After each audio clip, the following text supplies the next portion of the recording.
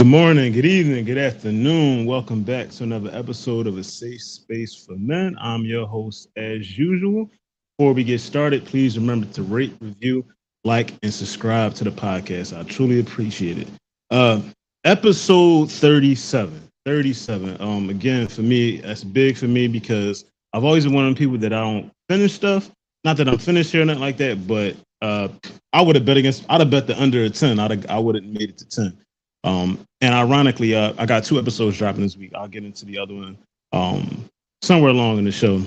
But yeah, welcome back, y'all. I'm glad to see everybody's here tonight. I definitely appreciate y'all checking in with me. I think I got a pretty dope episode for y'all tonight. A really good brother for y'all to meet. I want to highlight a lot of things that he's doing in the community, a lot of his good work, and his love for DJing, his love for music overall. Before we get to that, just gonna run down my week. My week was a little chaotic. I mean, if you guys saw me last week, Ant Show, I was feeling a little violent.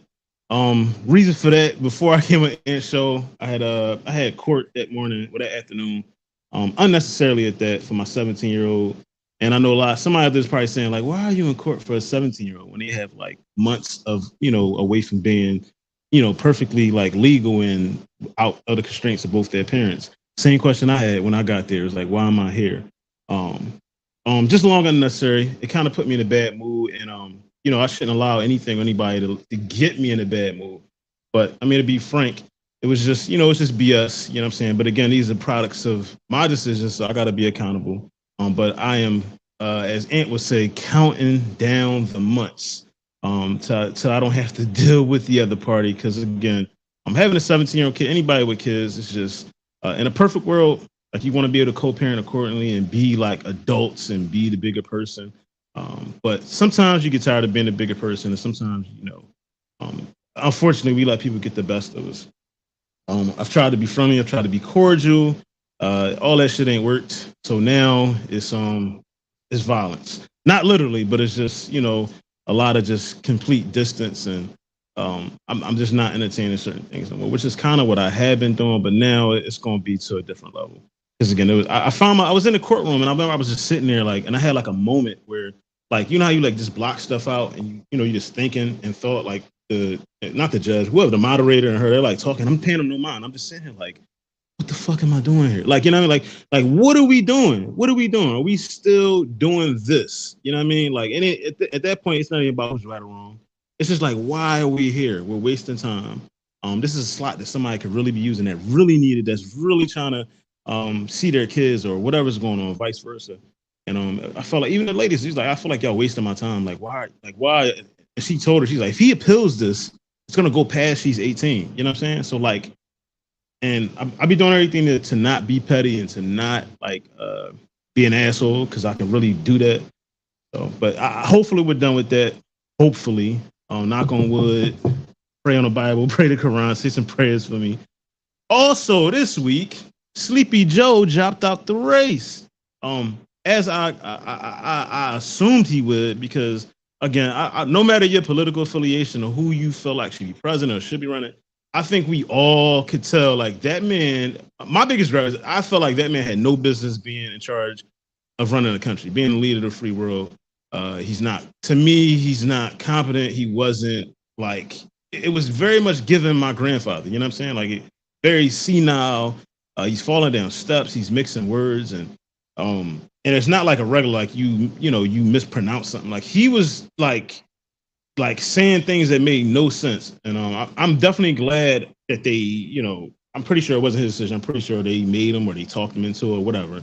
But I wish they had done it earlier, so that in all honesty, so there could be a more I would feel like a fair, more fair election, because I do feel like Kamala is at a disadvantage because she has months to prepare to be president and try to run to be president. But I mean, I'm pretty sure they're your uncle only 3 years behind him. Yeah, he is. You're right, Shannon. He is. He is only 3 years behind him, but it's a different 3 years behind him. You know what I'm saying? I know people that like you. I like, for instance, and I'm not picking on your age, but like I know people that are your age that don't function the way you like. Literally, like being, and not that you're older than them, but I know people that are in their 40s, and you would think they're like 65. You know what I'm saying? And that, like, Joe was very much given like 97 years old. That's what I mean.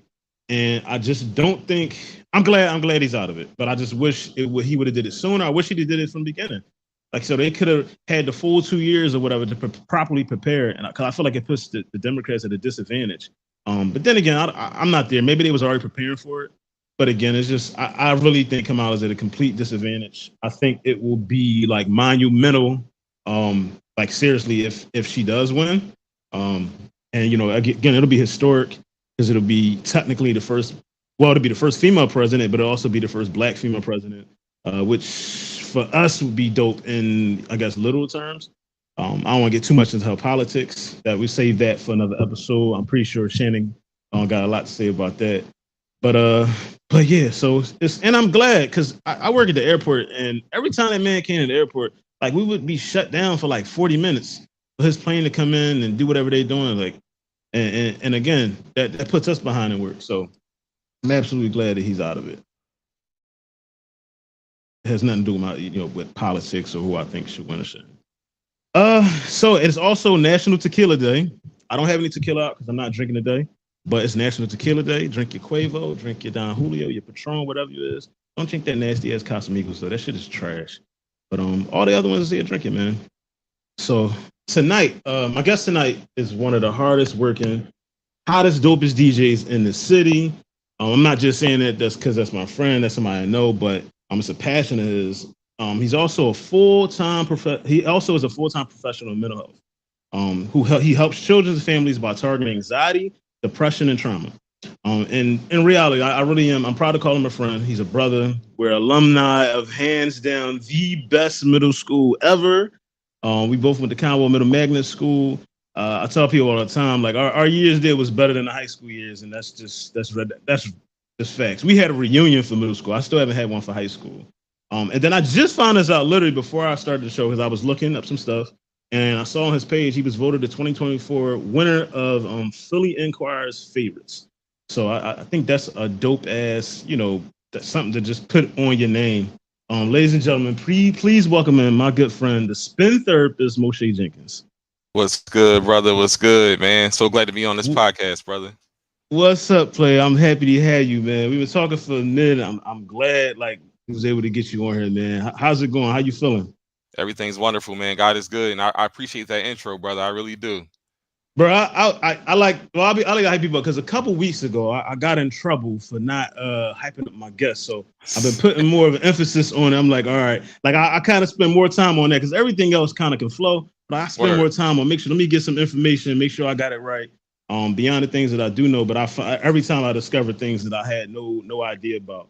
But yeah, I like to hype my people up, man. Thank you, brother. How was your day? What you get into today, man? You had to work today? Man, just a busy day. So I'm a full-time school administrator. I work with students, and it's summer school. So we got our students who are trying to graduate over the summer, and we want to get them across the finish line. We're working just as hard as we were during the school year.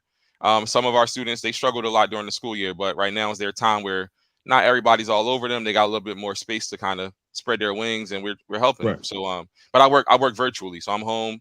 But I go see students in person too. That's dope, man. That shows like your dedication for real. Again, I'm gonna probably say it a lot throughout this episode, but just coming from where we come from, and like seeing people, us, like again giving back to kids and making sure that somebody's pouring into them. You know what I mean? Making sure because like some kid, we seen kids growing up, they didn't have that. And I mean, all of us probably had a favorite teacher, a teacher that if we was going around with, that would grab us and hey, Ryan, we'll shake. You know what I'm saying? Like, you should be doing that. And I think that's important. I mean, we don't have a lot of that now. We don't have enough of that, even with neighbors, but definitely with educators. We don't have a lot of that. A lot of educators would just kind of like, you know what I mean? Like, it's the parents' problem, which it kind of is, but it's kind of like it's your job in a sense that the kid spends more awake time with the teachers than they do with the parents. That part. And that, that kind of goes into a deeper kind of conversation because you learn to realize, dude. So my job full time here as a school administrator, I'm director of family services, and I work with students and who got all different types of things going on. And what you learn about is how their parents struggle too. And it's not like to judge them, but like our parents struggle, right? You start to kind of put on a different lens and see, wow, some of us aren't as equipped as we would like to be, and it's no one's fault. I'm not. When you just mentioned we needed to have somebody in the school that would pour into you, I was one of those kids that needed that, and that's my motivation to do that now because I have so many people that were saw something in me, whatever it was. I really don't know what it was because back then I was all over the place. But they saw something in me that said, I want to help this young man. And that makes the difference in a lot of different things. That changes the entire trajectory of a student's, outcome there. So that's what I try to do all the time. See if I can plant seeds, stand in the dirt with them, and really work things out and see what we can get. Sometimes we get pretty far. Absolutely.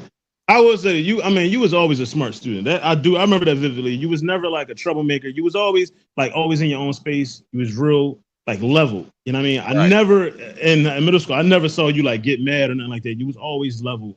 To me, that's kind of always been your character. But but definitely, I even though we were in a magnet school, or whatever, but there was still room for people. Some did slip. We're because again, we're at that age. What are we 10 to 14, where you're your body's changing, you're maturing. You trying to be cool. You know what I'm saying? You gangs and all that stuff. And it was easy to get caught up following behind the wrong crowd. I'm definitely thankful that we both still here. With none of us are been in no real trouble. Seriously, I'm 38. I'm sure you either 37, 38 in that area. Same age. For us to still be here, you know what I mean? Again, yeah, I'm glad I'm not a statistic, or at least I'm the right statistic. And that's so funny you say that, because I talk to all students about how we came up. It wasn't really designed to produce this, what you see here. You having something like this, somebody like me. And that's the funny thing about it. We, not to say we were supposed to be a statistic, but we circumvented a lot of the stuff that we saw in our inner city environments that we grew up in. You know what I mean? So that's by the grace of God, man, for sure. I preach that to my kids a lot. So I literally live in the house now that I grew up in. It's my grandma's old house. She passed away, so I ended up with it. So in a sense, it's kind of I'm getting the hell out the neighborhood. It's crazy. But it's also dope because the people that watch me grow up now watch my kids grow up. And I tell my neighbors all the time, y'all get the same way y'all was with me. If y'all see my kids doing something, take care of it. And then we'll deal with it. I believe in that community parenting. I firmly believe in that. Thankfully, I got good kids and they're never really in no trouble. But these are the same people that watched me when they were that age. And I always explain to my kids how, I talk to them I always, before I give them the answer or tell them why I'm doing something, I'll be I'll use one of their friends, for example. And I'll be do you see how freely they're roaming? And I need you to look at the safe side of that. Because one thing, for us, we knew very fast, our school was in the middle of Kensington. So we knew very fast, things weren't safe, but we were aware. I think now our kids are growing up in an environment where we're driving them everywhere. Everything is on a device. They can Uber, they're so protected. And some of it's not on purpose, but they're so protected that they're not aware of there's a rapist that lives 2 blocks away, or there was a shooting last night. You know what I'm saying? They don't know, because they don't know to look for that. As where we could tell by the time I was 11 years old, I could tell if a shooting was about that. I could see it coming. Word. And I think that's where at least my kids are at a disadvantage, because they've been so protected that they've never seen a dead body. You know what I'm saying? Thank God, but they don't even know. You know what I mean? Until I tell them yeah, somebody got killed in the corner last night. You know what I'm saying? They'd be what? You know what I mean? Yeah. Right. And it's, you know what I mean? It's kind of taboo to them, you know what I'm saying? So I'm glad. Yeah, I'm glad I'm able to teach, but I absolutely can't wait to get the hell out this neighborhood. Well, that's part of it too, man, because, our kids become sheltered because we wanted to grow beyond what we were seeing when we were kids. We saw a lot of stuff that we maybe shouldn't have seen when we were kids, and it grew us up a little bit faster. There's lots of benefits to it, but there's also some adverse effects to it as well that we might not be dealing with until right now, or, throughout our adulthood. And the funny thing is that dichotomy of our kids, they're on the tablets, they're on the electronic things. Those things are still lurking, though. The thing is that they're still rapists. They're online though. And while we're looking out for them on the street, they're right there on the iPads. They're right there on TikTok. And that's something else I see in my school as well. We have a program that catches things in real time. And man, there's some stuff that we find. And so I always try to preach to parents here to be very vigilant about your children's time on that device. Not to say less screen time. I'm not saying that. I'm not here to judge anybody's screen time. I'm just saying just be very careful about what you're letting your kids see, and make sure you're monitoring what they're on, even if you think they're very trustworthy children. Quick story. So I do monitor the screen time. For instance, Jordan has her iPad right now. She's actually not on it, but on Wednesdays, since I record, I change it on Wednesdays. I make it, I'll put it to 9:00 because she gets out of camp around 5. So she'll get on it around a little bit before I start recording. So I'll put it to like 9:30 because normally I cut it off at 8.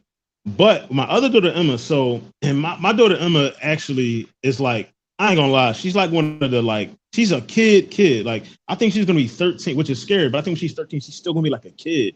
She thinks like she won't kill a bug, you know what I mean? Like she's so innocent. And she was here last weekend and her what is it, Roblox account got suspended. I'm like, well, what happened? She's like, the person put a complaint in on me because I'm thinking like this is my sweetheart kid, like she doesn't do anything wrong. Unfortunately, it's correct because I got a bunch of kids I should know better, but this kid I didn't expect it from. Her mother's called and she's like snapping on the phone. She's like, she went into the account and saw what happened. She's like, you didn't tell the truth. You sent her a message, and I was like, well, what did you send her? She's like, and she starts shaking. She's like, I didn't say the cuss word. I just wrote "F you," and that's what got her account suspended. And and I had that moment like you're talking. I was like, when she said her account was suspended, I should immediately went in there and start searching. But because I was so like with this kid, I know like, or at least I thought like she knows better. And she told me, she's like, I knew better, Dad, but she got me so angry. So I was more focused on like, don't let people get on your skin. You know, it was a teaching moment. Don't get angry. Right. You can't react. Let people force you to react a certain way. It was wrong what you did.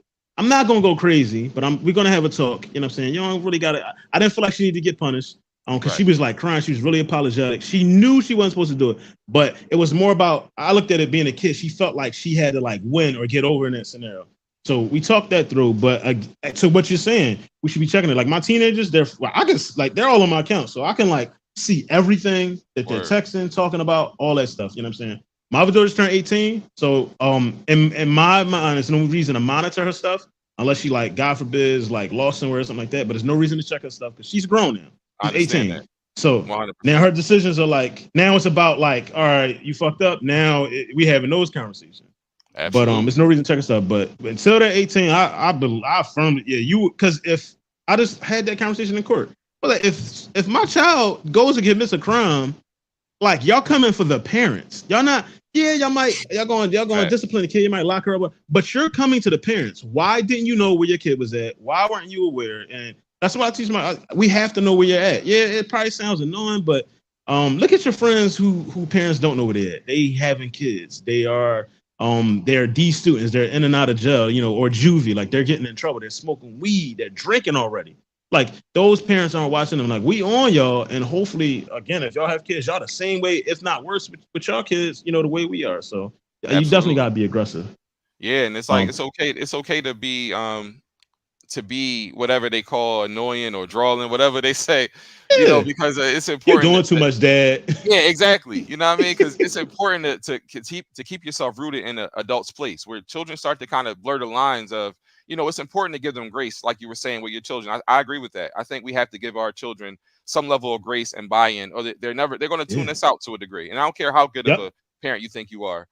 But at the same time, keeping yourself rooted in an adult's place is most important. So that way they never blur the lines of like, okay, my dad ain't having that. That's just not even something that I'm not gonna play with him about. Because once they blur those lines, it kind of gets tricky. And what I had to do as my kids got older, one thing I had to do, because I like any day, I love my kids, and I'm prepared to protect them with my life.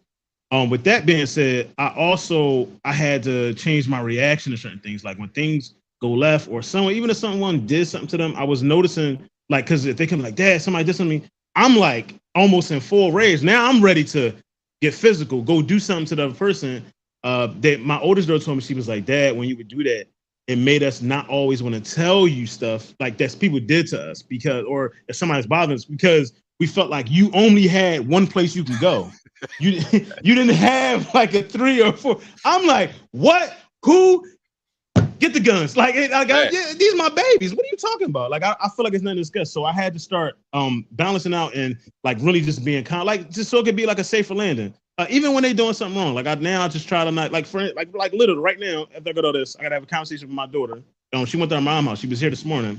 We just got a thing. You gotta let us know where you got. She went to work. You're 17, but you going to work? Dad, I'm going to my mom's house. That is absolutely fine for you to go to your mom's house. Just communicate.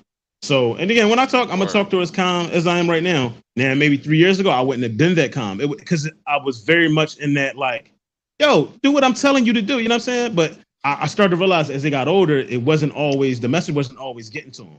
So when you talk to them a little calmer, In certain situations, some situations require you to fucking lose shit. No doubt. But being a little, just hey, look, hey, baby, like you know what I mean, like, and I always give them a scenario, like if you was a mom and when you want to know where your kids at, you know what I'm saying, like I know, and I always tell like I know you're smart, I know you know right from wrong. It's not you I'm worrying about. I'm worrying about the people out there. Because as you see, my kids, everyone tells me, my kids don't look, my older three, they don't look like they look older than what they are. So that's how I'm looking. I know it's creepy people out here. You know what I mean? No doubt. I know they out here. So that's really what it be about. Man, Uh, that's great, man. And the funny thing about that is that so communication for us when we were coming up. So I think back to our Conwell days.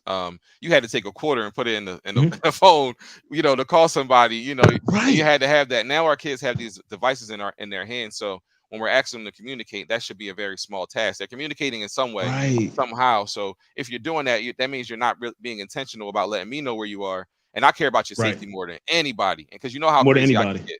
You know what I mean? And, So yeah. and I tell them, I always tell them, I'm like, me and her just had the talk on Monday. We were talking about, you were talking about her mom and her siblings, and I was, explaining to her why I felt the way I felt about certain things. I'm just like, the bottom line is when shit hit the fan, that everybody calls me when like they need the muscle and they need something to happen. I'm the phone call, as I should be. So give me the same courtesy with the other thing. You know what I'm saying? The things that they feel less important. I can't just come in and be Debo. You know what I mean? Like Exactly. it's gotta be a balance. The same way I shouldn't just call your mom for girly things. It gotta be an equal, like you said, equal level of communication. No But doubt. before we get into this, I ask everybody, mental health check, man. How's your mental health? How are you doing? Man, I'm doing great. I really can't complain, man. I try to keep myself balanced. I work hard, so a lot of people always ask me, like, "Man, do you ever sleep? Do you ever?" And it's like, no, I do. I find the balance. I'm funny as hell. I like to joke all day long. I play around. My kids. I do it all, and none of it is taxing for me. I find it all just Okay. part of life. I'm here, and my mental health has been great. My kids, they keep me. It's really my children, man, because Okay. they are. So I have three children. I have two daughters and a son, ages 9, 5, and 3. And Okay. they, they're funny too. And we have little adventures. And I work remote, so we're home. We have a lot of home time together. Before, well, I was working remote. I worked in the office. I've been every type of therapist you can think of, except for a marriage and family. Well, I was a family therapist. I was never a marriage and couples therapist, and I don't want to be. I don't Okay. think that's my lane. Um, but I used to be in the office. I used to be in the office all day long. So I'm literally going from 8 o'clock, not getting home till 6, 7. And then you get home, then you got decompressed. Now I have an office at home. Even if I'm working till 6 o'clock some nights, I hang it up down here in my office. I'm up, right upstairs. We rolling around the floor playing, Switch, whatever it is. And then mostly I'm on the weekends. I'm traveling doing DJ gigs and things like that. So all of it is things I enjoy. So it's really good. It keeps my mental health up high. Really, really high level stuff. I think that's important. I was talking about like on the episode I was talking about like with jobs and stuff. Like now I have a job that I really enjoy. I think like having whatever it is you're doing to provide for your family. If you enjoy it, it does make everything so much easier. When you got a shitty job that you hate and you can't wait to get out of, and then you got to come home, there's no time to decompress because then like you're immediately hit with the responsibilities that you're supposed to Yep. be dealing with. But like mentally, like you haven't even like ah, you know what I'm Yep. saying. But when you have a job like you're saying that you enjoy, you don't need that. You clock out and that's it. Like I That's deal with it it. tomorrow. Like I don't have to worry about it. So I definitely think that's important, man. I wish I had damn. I wish I had a picture to upload, but Moshe, you got a beautiful family, like a beautiful family. I was Thank you, looking at the brother. joint you posted when you I think it was on your lady's birthday. The picture of you Yep. and the kids. I don't know where y'all was at, but y'all was outside. I'm a dad. Like I like seeing stuff like that. I like seeing people in their kids' life taking care of their kids, doing the things Oh yeah. we supposed to do. You know what I Man, that's what mean? And I'm very intentional about that, man, for sure. And I I'm see. sure I recall. I'm sure I recall what picture you're talking about. It It was was her it might have been. birthday. Yeah, it I could think it have was been. We were at we go to the Borgata Atlantic City a whole lot, so it could have been there. okay. Okay. Or the other picture could have been we went to Pittsburgh. One of my daughters is a big time fan of Daniel Tiger's Neighborhood. I don't know if you know about Daniel Tiger, but Daniel Who's Daniel Tiger. Tiger? Oh, Daniel Tiger is from Mr. Rogers' Neighborhood, and it Okay. used Okay. to be a character on there named Daniel Tiger. Now that character has his own like spinoff, and it's like the new Mr. Really? Rogers' Neighborhood. Yeah, so it's called Daniel What? Tiger's Neighborhood. My daughter's obsessed with it, man. So Yeah, so it's dope. So Daniel Tiger, he's a household member over here because he's all over the place. But we went to Really? Pittsburgh. Yeah, we went to Pittsburgh to Daniel Tiger's neighborhood, the actual neighborhood. So that might have been one of those pictures too. We had a family pic out there. I gotta look it up. I gotta put my kids on because if I love Mr. Rogers coming up, you know what I'm saying. My older kids think it's corny, but I like y'all don't get it. Like nothing's the same no more. TV, nothing is the same no more. At all. But it's cool. It teaches like kids learning stuff. My daughter's really young, so she likes they do counting and numbers and little messages about family and things like that on there. So I appreciate the show. How is that though, man? Because I got all girls. So I mean, first I ask you, how is it having girls, man, for you? Man, it's tough because it's funny. Everybody always told me before I had any children, you're like, Moshe, you're gonna have all these sons, man. You're gonna have men just like you, and you're gonna repopulate these good men out here. And I'm like, they was hyping me up. They had me gassed, and I'm like, yeah, I'm gonna be having sons. And then we went and we got this. I remember I paid for this. It was like this super duper HD ultrasound you can get your kid where you can see the face and all that, and you can tell the gender. And we had this whole thing. It was like it was a whole thing, man. They really get you good. They make you pay some bread and they really make it a whole experience for you. But then it was a girl, and everybody was like, okay, all right. The next one to keep having babies. I'm like, no, I'm not disappointed, because I had no expectations, I was like, whatever Right. I have is a blessing from God, because I come from a family of mostly women. It's not that many men in my family. So Same. so As it long wasn't as they a healthy, negative man. for me at all. Absolutely. That's what I'm saying. So I'm like, this is great. And now I could equally raise a young female into being somebody of substance as well. I'm not only capable of raising a guy of substance, I can raise a woman of substance as well. And I have two. That's my job to do that with. And I'm all over it. They're only 3 and 5 or 9 and 5 right now, but I got many more years to go. Yeah, you sure enough do. Now I don't have any boys. And low key, I'm jealous because you have a son. At first I will say at first I did want a boy, but I mean obviously at some point I realized it just wasn't going to happen. So Gabby's the middle child. Once she was born, I was just like, yeah. It's Word. every time after that, that I knew I was about to have a kid. In my mind, I mentally I was like, it's going to be a girl. Like even the person carried like their moms were like, oh, it's probably going to be a son. I was like, yeah, like I don't make them. So how is it raising a boy, man? Because I feel like in this climate, I feel like raising a son in this climate, you got to be more attentive. It's a lot different than what it should be, unfortunately. But you got to show them different things. So what is it like having a son? I know he's still small, but what are some of the things you do with him? Indeed. And I'm laughing at Feast comment there. But yeah, man, raising a son is good. It's like joy and pain, man. It's like you get to see a little you, and you want to just Okay. shape him into maybe some of the things that you weren't, subconsciously. And that's something that a lot of fathers may not admit, but you want to shape him into that. But you realize he's not that. He's his own person, just like you were, and Right. nobody can shape you into anything, right? And it goes, wow, that's exactly right. So not that I'm being overbearing, but like you want to create things in your son that, again, you wish you had, but you realize he's his individual, and you realize that really early. So my son's 3. And I realized he was his own person around age 2, because when I was a Okay. kid, people can't tell now because I'm a therapist and I'm a DJ and all that stuff. And I'm always talking to people and things like that. And I do public speaking. But when I was a kid, I was very quiet. Like you said, that's what you saw. You saw that side of me where I was very quiet. Didn't say a whole lot unless I was spoken to. And Right. my son is my son, he'll strike up a conversation with anybody, man. He's just happy to be here. He's happy, smiling, and he enjoys his life, and he just want to talk to people and have fun. And for me, I was more like closed off, just kind of vigilant, watching stuff. My son's like, no, what's up, man? What y'all got going on over here? Like, he want to know what's going on. So I appreciate that about him, but I'm learning to allow him to be his own person and not try to project onto my son. You know what I'm saying? That's important. Yes, That's sir. important. I West had to Philly, learn that. West, you already Yeah. know. Yeah. I had to learn that again. I mean, it's trial and error. Like you learn very fast, like from your mistakes, which is good. It's good to make the mistakes, but you learn very fast. Again, with my older kids, like it was more, and sometimes I kind of feel bad because again, obviously, there's my oldest is 20, so there's a gap between her and the youngest is 5.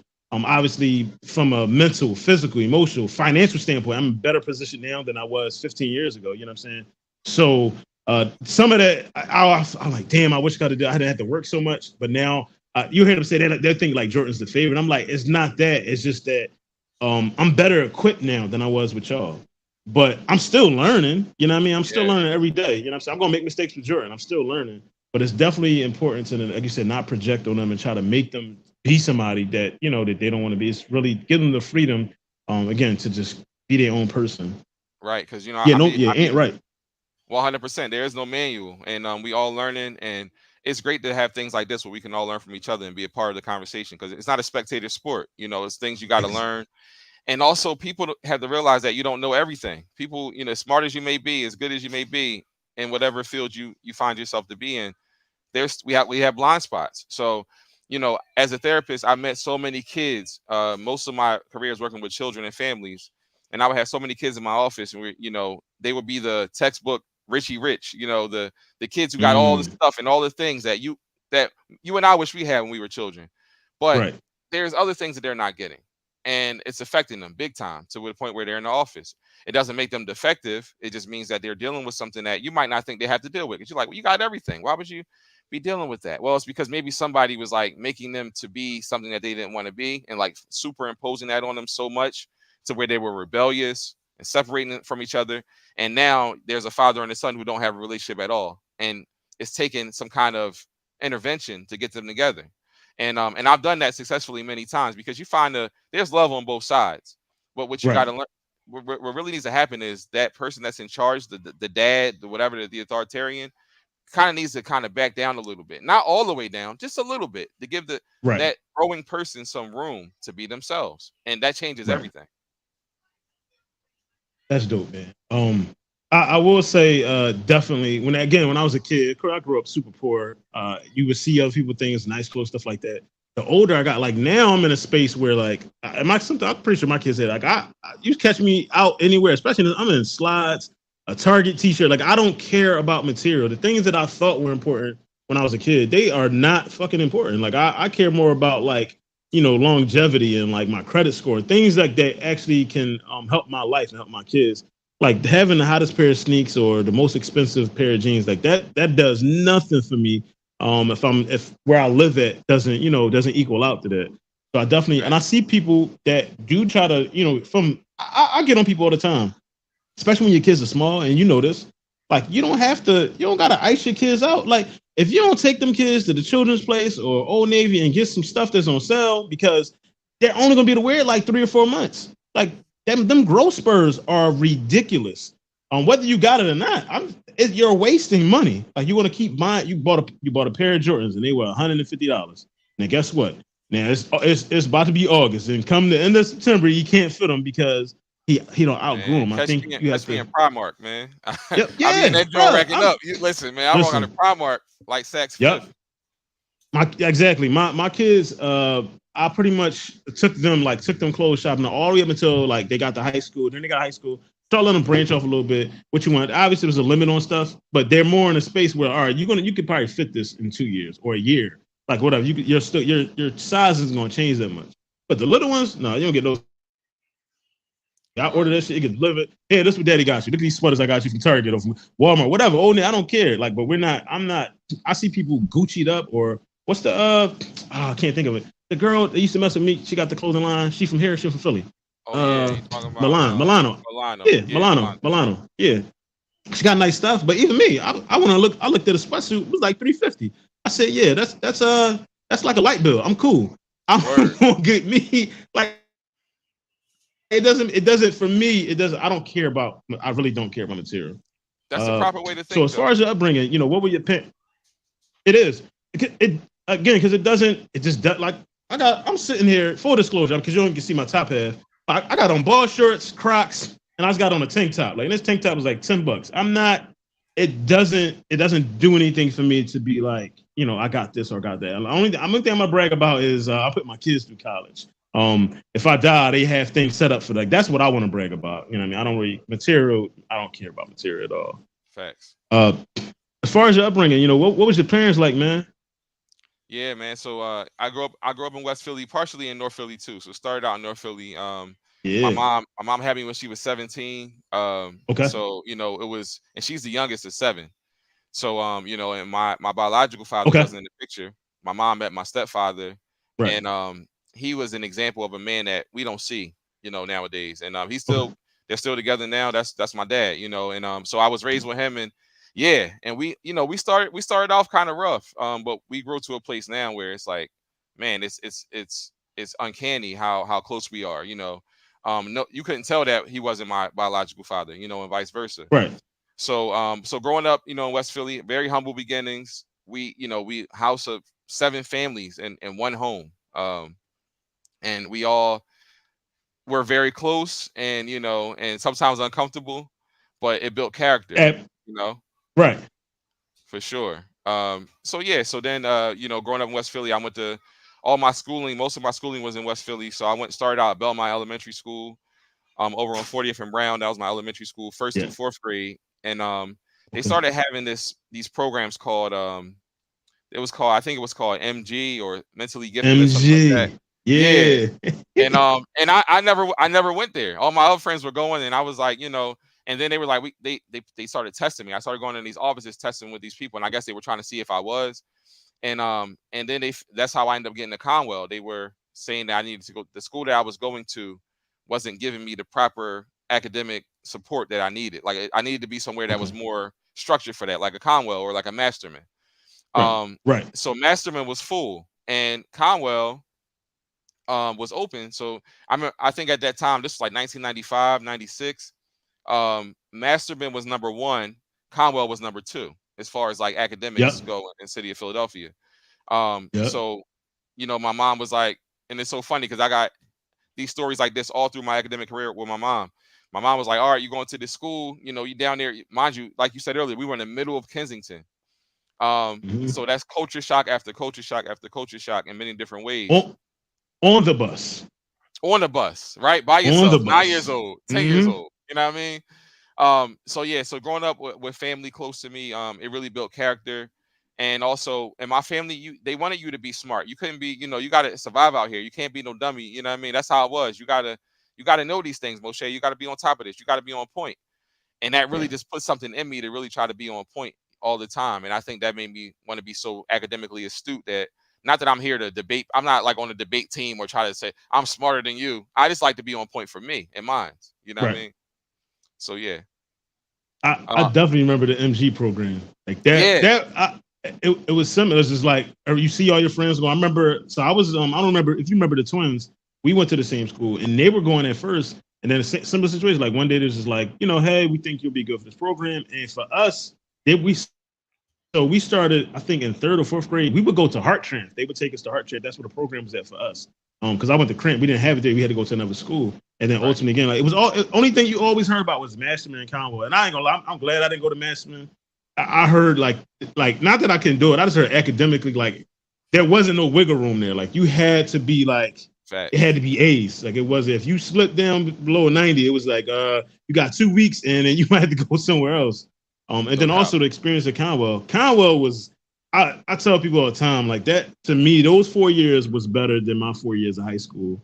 Uh Word. it wasn't and I felt like at that school, I mean, you had people that were fighting stuff like that, but I really felt like the majority, 80 to 90% of the kids, like everybody really got along. I could run into anybody from that school now, and it wants to be like, hey, what's up? Hey, dap me up, we giving a hug, we Yeah, it's 5-10 family. minutes of talking. Hey, how you been? Yeah, it's Yeah. different. And again, because we all, and I think we were like one of the last, probably we can probably talk about our age now, but we were like one of the last era of students that was doing like that young on the bus, Right. traveling, not just in neighborhoods, catching two, some of us 3 buses to get to that school, halfway Facts. across the city. People come from Southwest, Derby, like everywhere to go to that school. And again, I think it molded all of us to be, responsible. Again, being aware of your surroundings and just overall just being good people. Because everybody I know that for the most part, everybody's good people. No doubt. So, do you still reside in the city? You don't live in the city anymore, do you? Nope, nope. So I moved out of the Okay, city a couple years ago. I'm up here in Phoenixville.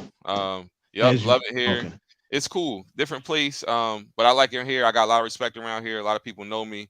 I'm the okay. DJ up here. So in the city of I Phoenixville, see. yeah. So I'm the I go-to guy up here see. for that. Yes, I, sir. I see.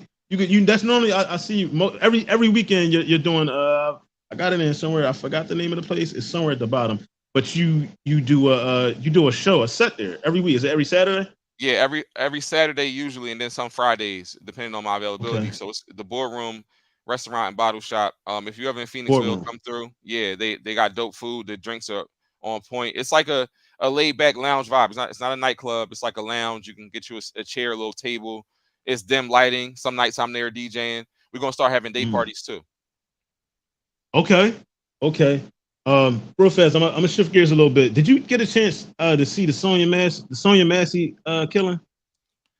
Oh man, you know it's Mm. crazy. So I had a rough day at work today about that, and I was trying to Okay, compose myself because you know what? The funny thing about me is I'm always talking about protect your mental health. Don't watch I tell people don't watch those things because right. it's kind of it does something to you whether you think it will or not. We're desensitized, but we're also not desensitized to these things.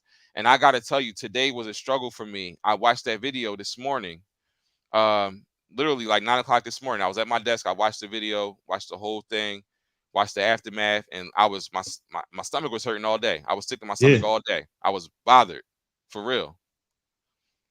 So When yeah, when I she saw it. said when she said I rebuke you in the name of Jesus, and again, like my grandma was a very like religious person. To me, like immediately I went to like, damn, that could have been my grandma because like in my just from again, I'm not a cop or anything like that, but I am a human. I got common sense. I didn't feel like I didn't feel like she did anything to make him fear for his life. And At all. then considering he shot her in the head, it wasn't a leg shot, it wasn't a stomach shot.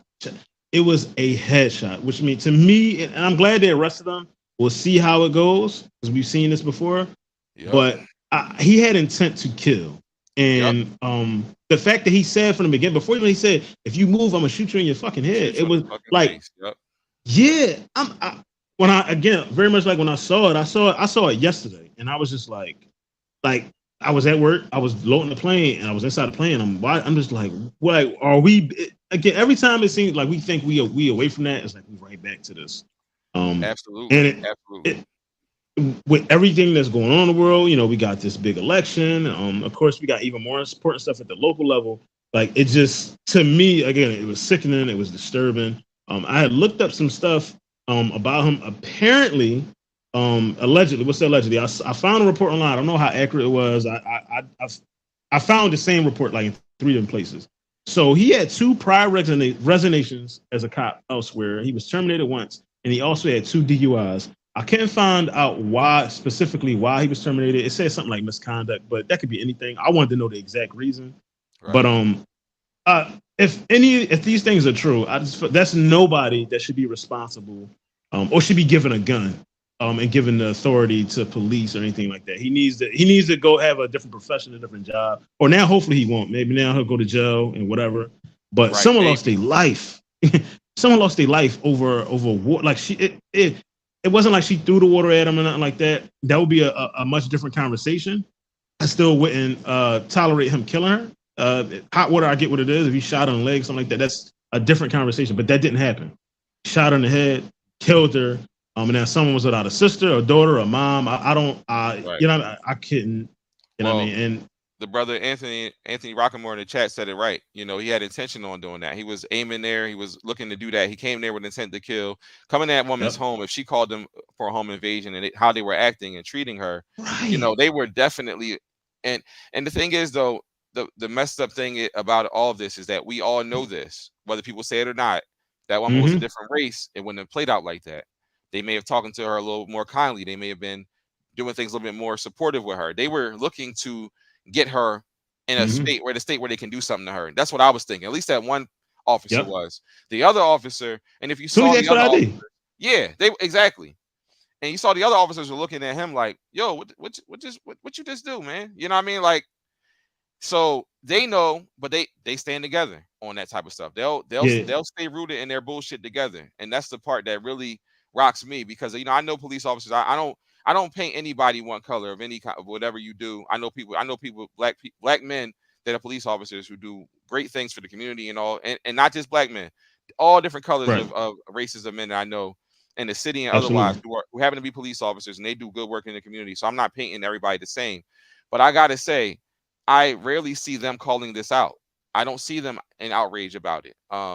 I don't see anything being done about it. So that's the part that makes me wonder. Because if a bunch of therapists were walking around hurting people, I'm gonna have something to say about it. If a bunch of DJs are walking Right. around, I'm gonna have something to say about it. You know Right. what I mean? I hope I mean I don't know, it just gets to a point where like I remember Doc Rivers, even though I hate him as a coach, but he had this great line. It was during the pandemic because remember that was when the George Floyd thing happened, and he was like, and like when he said it, I felt it. He was like, he's like, it's crazy that we, and I might misquote, but me as black men and black people, we love this country, but this country does not love us back. And like I felt like that's the perfect thing, and it doesn't mean like we don't have opportunities stuff like that, but it just means that the things that happen to us, brown people, black people, people of color, it does not happen to the other side. It just or at the rate, because I'm pretty sure someone can Google and find like a white person that unfortunately had a similar situation to hers and was killed without justification. But ours, it's happening like it's like clockwork. Like there's not. I feel like every couple of weeks like this is happening. Whether it's this one just happens to be like mainstream, but there are ones that go swept under the rug and you don't see it. You got to go look for it. Terrible But ones again, too. yeah, like whenever it happens to us, it's like it's bad. It's never like someone got shot in the knee and they bled out. It's like each time it's been like you said, it's been intentional. And the person that did it, you could tell like it was meant to happen on their part. Absolutely.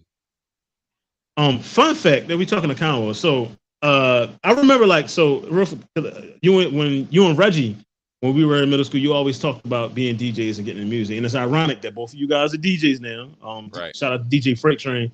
But also we got another DJ. Bash turned out to be a DJ, which was wild. Like I would have never thought that. Oh, and I tuned into some of her stuff. Like she streams on it's a channel you got to get on like iHeart, but she streams on it. She does a pretty good job. Yep. Again, I don't know. Yeah, I don't know, but I don't know much about DJing, but I mean the music is flowing for me, so that's good enough for me.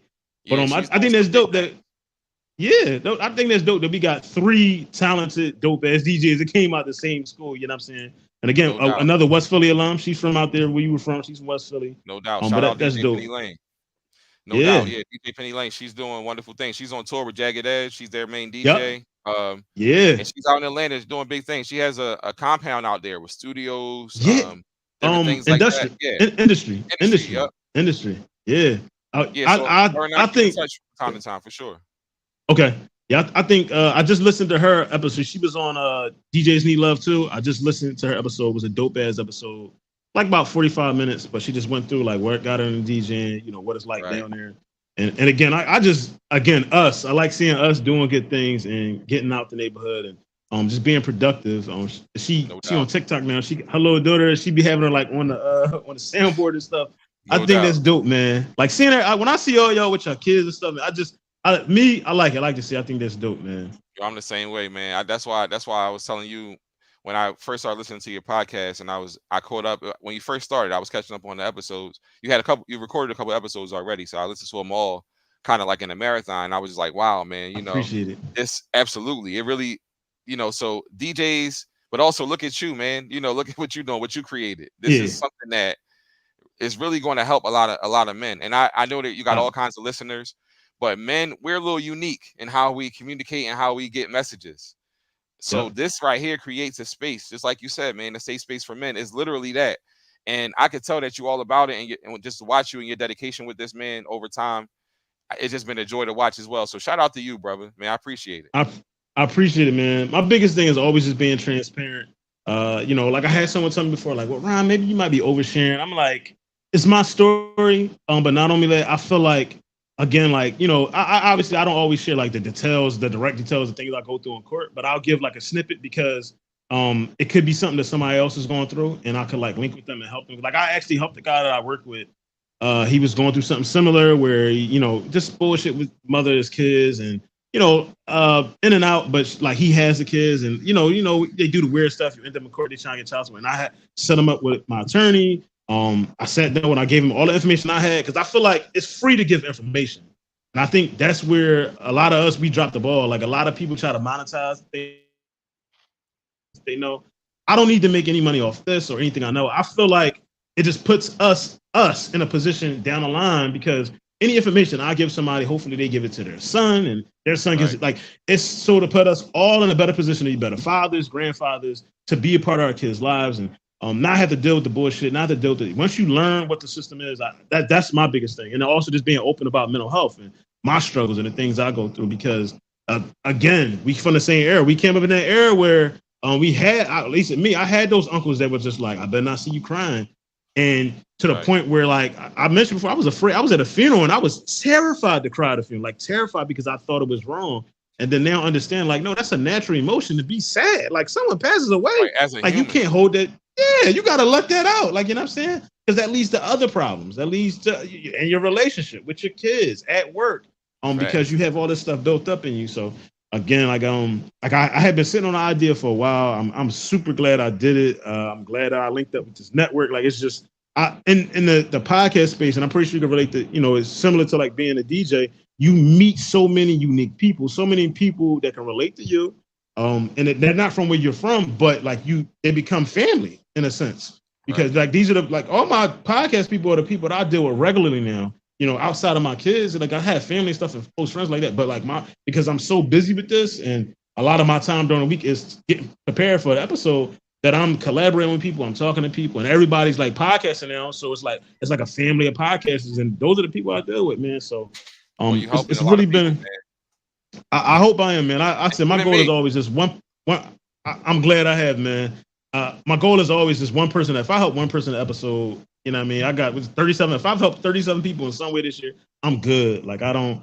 I had no. Like people always like I never set out to like make money or anything like that. That never was my goal. It would be great, from a like a standpoint of like providing for my family. But that was never my goal. And I think Right. again, anything that you want to be passionate about, the only way you could be probably passionate about is if you set out to do it like it's from your heart, not because like I want to be, a billion or anything like that. I think those things fail. When you're like solely in it for money, you're in it for the wrong thing. Absolutely, and it shows that you're not, man. And honestly, I hope some blessings do come your way as a means of doing this show too, because it's a healing thing that you're doing here. And I Yeah, realized that from as a therapist. So when first started hearing your show, and I was hearing how deep you were going, I don't look at that as like you're oversharing. I look at that as like your anxiety doesn't get in the way of you sharing something that can help somebody. People that feel like right. they're oversharing is because they're anxious. They don't want someone to know something about Mm, them that they might feel mm, uncomfortable with, or somebody might take advantage of. Well, you're not worried right. about that. You're like, hey, this is my story. Nah. This is my life. I'm the same way. This is my story. Right. This is my life. If that makes you uncomfortable, wonderful. But other people, it's gonna help somebody. It's gonna resonate with somebody, because what I learned as a therapist, Ron, is that everybody is going through similar things, just in different contexts. Just like right now, your kids talking to you, right? My kids over here on the left, they saying stuff, they running around. You know what I mean? Yep. So strawberries, can you reach them? Oh, watch! Don't step on the cord. Yeah, she came down. She wants some strawberries. Did Jordan? I mean, well, you watch, so Go ahead, Jordan. Just watch the cord. Don't step on the cord.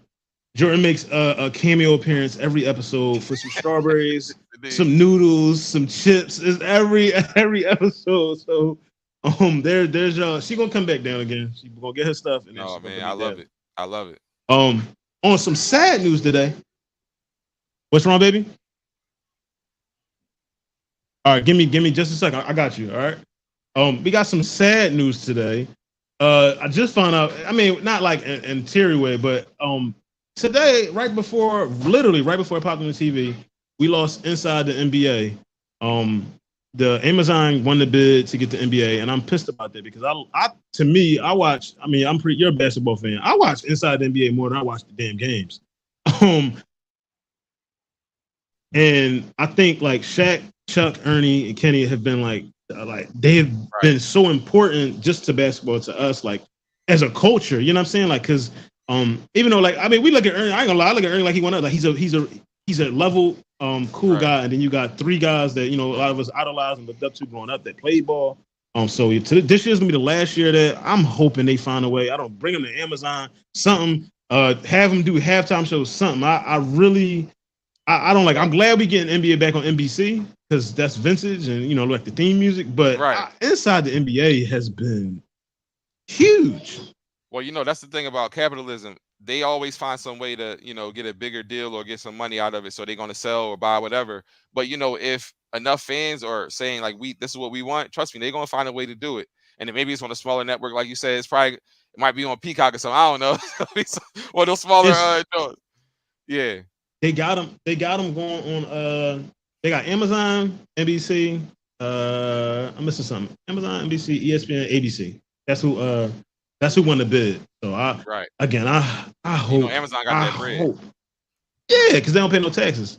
Um, Facts.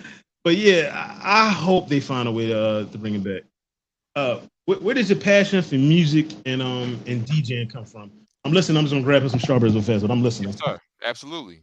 Yeah, so it came from my childhood. I used to grow up in a house hearing the 70s music, the 80s music when I was coming up, when my parents were cleaning. And they would just always tell me, "What you know about this?" or "You don't know about this." And I just started listening to the lyrics, and I was really a big fan of lyricism. So I love lyrics. So I love Big Daddy Kane. I like Biz Markie. I like all these people that were saying things in their music, whether it was funny or something real. And then toward the 90s, I started really getting into these other artists, and they were still lyrical. So I was big into the lyrics, into the music. So one of my biggest of all time favorite producers and MCs is Havoc of Mobb Deep, who I've actually gotten to meet and hang out with and do a show with one time. I listened to Mobb Deep when it was coming up, when I was too young to listen to that stuff. But at the same time, I had people encouraging me to listen to the lyrics and how much they were putting together these little metaphors and things like that. And I started becoming passionate about it. Then I started to want to learn about the mechanics of the music, how were they doing this? Like that was my mind went to, how are they making this music? What do they do? So I learned that they go into a studio and they had a microphone and they had drum machines and they had these different things and what's that noise that people make, like that scratch? Oh, that's a record then on the turntable. So I started like learning what the different mechanics of with music, and I started getting deeper into it, and my passion just grew because I started learning the technicals of it, and I really enjoyed being a part of that. So I started to kind of look for record players and try to mess around with it and do certain things like they was doing on TV or I would hear on these records. So my passion was born from that 70s and 80s music really, and then going to the 90s, kind of finding my own identity with some of the hip hop artists that were coming out around that time. I definitely again. So I didn't hear much Big Daddy Kane, but when you start talking like Mobb Deep again, like we from the same era, and the music now I really can't listen to. But 70s Yeah. now, 70s, 80s, like R&B and stuff like that. I'm really getting into that now. Like I liked it before, but now like that's really on my. A lot of times that's people be in the gym, like they think I'm listening to like trap music. I'm listening to like Marvin Gaye, like the music was music. Word. And I think that's dope, man. Like your love for it, where breaking down like where it came from, because a lot of us grew up in the house. Like I grew up with my mom and grandma in the house every morning when she's getting up, especially on the weekends, cooking or cleaning. It's music. Come on, used to have a big the big like record player tabletop drum. She had that. That's what the TV set. She would open it up. It would be a record player on it. The big record. She put on one of there. Michael Jackson, Yep. Tina Turner. Like that would be, you would wake up on and you would hear that blast and be like, "Oh, grandma's cooking. Everybody, we gotta get up. You knew what it was." Absolutely. And for me, it set the tone for the house. It set the mood.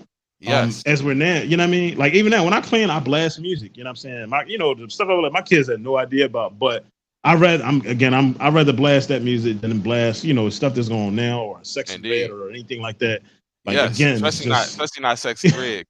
yeah, I can't. But what's good though? Your kids are picking up that stuff too. They're going to remember this stuff when they get older, and they're going to be like, okay, because they start piecing it together. Like for me, when I was a kid, I started peeping the samples of different songs. How I remember when I heard Biggie "One More Chance" remix. It has a sample from DeBarge in there, from the DeBarge family, Okay. and I was like, okay. So I was talking to my mom, and I was like, yeah, this sounds like that Biggie song. She was like, no, the Biggie song sounds like the DeBarge song. You know what I mean? And I started learning about the samples and how they were still using that old music to make this new music. And it made me go back to listen to that old stuff again. And it's dope. Some of it's even doper than the new stuff. I mean, most of it is. It is. DeBarge, shout out to DeBarge. DeBarge got one of the greatest, to me, one of the greatest love songs of all time. What is it? All This Love? I love that song. I love that song. Yeah, Biggie too. I was in the shop right there. It's crazy. I don't know the guy's name, but I heard the original version. So Changes, found out that that's a sample. So Tupac song Changes from I don't know who the guy is, but it sounds similar, but it's not. He has the original song. But I was listening to it. I was in the shop. I was like, this is actually a good damn song. Like it's not a bad song. I just never heard it. So yeah, it's shout out to the 70s and 80s music. I see my man in the chat said, "Stop the big sexy hate." I ain't mad at nobody who gets some money. So we had it. So You see Ant been on a couple. That's Ant Money. He been on Yeah. a couple times. Okay. Yeah. No And doubt. you I was see, peeping the yeah, name. Yep.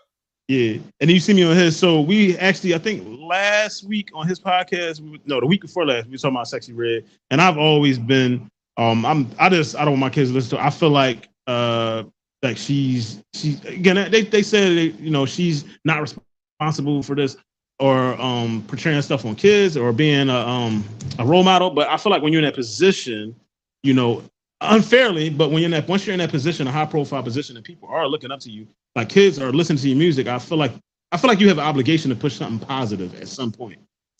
Ironically, I just watched. Well, yeah, I watched half of it. I got to go back and watch the other half, but I watched her on the shot with LeBron because once I saw it, I was just like, all right, if LeBron gave her a chance, he's a relatively smart guy. Let me listen. So what I will say, and it kind of made me mad. Listen to her talk. She does strike me as somebody that has a lot of intelligence. My issue is like again, it could be Aunt has said maybe because she's too young, she doesn't get it yet. She's only like 22 or 23, but her having that power and the intelligence that I believe that she has, that I heard, seeing her talk on TV on it because she's in a setting where she doesn't have to, she can be herself. I feel like she's not showing us that. And again, Right. I just think I think her or any entertainer, you have an obligation to push something positive. Once you roll them in, you gotta push something positive. Like if you're teaching little girls, my booty hole brown, and I feel like no, you know what I mean. Like Yeah. I get it's selling. I'm not knocking nobody for making any money. Get your money. I get it, but once you get your money, don't forget like you should be pushing something positive. That's just my opinion. I'm not saying it's I hear law, that. And I hear that. And but too, I'm the same way. Get your money because a lot of people do different things for money, and I'm not here to judge yeah, nobody. But we got to right. realize this, and this is kind of a hot take, kind of going deep a little bit. But we got to realize that Sexy Red is an agenda. She's not. She's a character intended Mm-hmm. to affect the actions and thoughts of our youth. Yep. Um, and that's what and she's been successful with it. And so we got to realize. So she is very intelligent, but the people who are in charge of her make sure that all she's talking about is some of the same stuff that you're hearing. But the funny Right. thing about how people are and how intelligent we actually are, people are starting to stray away from it. I'm not sure if you saw her concert tickets have drastically decreased. People I aren't did going to see see that. her. I did see So it. there's really no substance in that music. It's sometimes it's fun. I'm a DJ, so I got to play it. Sometimes I'll Right. be honest, against my own will, but I play for the people. So when you're a DJ, you got to play for the Right. people that's in front of Yeah. you. But You and your art. that's right. So I play the music, and it could be fun for different settings where super grown people are there. But Right. I get a lot of kids, and I'll tell you this as a DJ. A lot of y'all kids come up to me talking about can they hear Booty Hole Brown, all that. And I tell them, I look Wow. them straight in the face and I'll be like, no. And whether that Yeah. makes me a whack DJ or whatever it does, I don't care about that. Because like I said earlier, I try to keep myself rooted in the adult's place. So I ain't playing no Sexy Red party for these little kids, but they always be asking me, all of them. And also, that kid, when he becomes an adult, a mom or a dad, he's going to remember that moment with you. And he's going to use that as a teacher point with one of his, if they have kids. I promise you. You know what? I was just like you. I wanted to hear something I had no business hearing. And the DJ at the party I was at, like, that's going to be a teacher point. So shout out to you actually for putting your foot down and being like, no, Oh, I do you that know what I all the mean? And time. being firm on it. Yep. You have to. But yeah, I think again, I mean, I would love, not even like on no podcast. I would love to sit down and have a conversation with her because, just again, raising girls. Like I'm really interested in where like she plans to like take, her career or what does she want to do? You know what I mean? Like long term. Because again, like, and before I tell you a week ago, I didn't feel like that, but after watching it, I was like, all right, I give everybody a chance. You know what I'm saying? Well, But look at Jackie O. The rapper Jackie O. She got one yeah, of the hottest club songs. Everybody know that song when it come on, and I still play it. But Jackie O, and I'm not saying people have to be this extreme, but she changed her whole life around. I guess I believe she's turned up. I think she's a Christian now. She does a lot of different yes, things she where is. she's advocating against that type of stuff because what she's saying is whether you're a Christian or whatever you become out of that, she's saying that there's an agenda to destroy how our youth is thinking. They're not thinking about anything positive. Their mind is on a bunch of negative things, and they're doing negative things. And now, a lot of results are happening. You see a lot of places are increasing in STDs. Have you been hearing about Texas? How Mm-hmm. different things are going on because poor behavior is being promoted. Right. And two things. So one thing when you talk about the agenda, we go back to NWA. Remember when they wanted to drop "fuck the police"? They were like trying to stop them from playing that. You know what I'm saying? Right. So that speaks to the agenda, even though it's 30 years difference, but that speaks to the because I'm pretty sure Sexy Red made a song called "Fuck the Police." Whoever her record label is, they would probably either block it or be told to block it. Right. The second thing, damn, I forgot my thought. So the second thing, I forgot my thought. It was about Jackie O. But I would definitely think that if she was pushing anything, but I think they would stop that because again, unfortunately, money is the root of all evil, and most people only care about their bottom line. But Jackie O definitely did change her life around. Because they don't care about your kids or my kids. All they care about is how much money they can make. Yep. Right. It's crazy. You actually answered the question. My next question is, what did you listen to growing up? You just dropped it.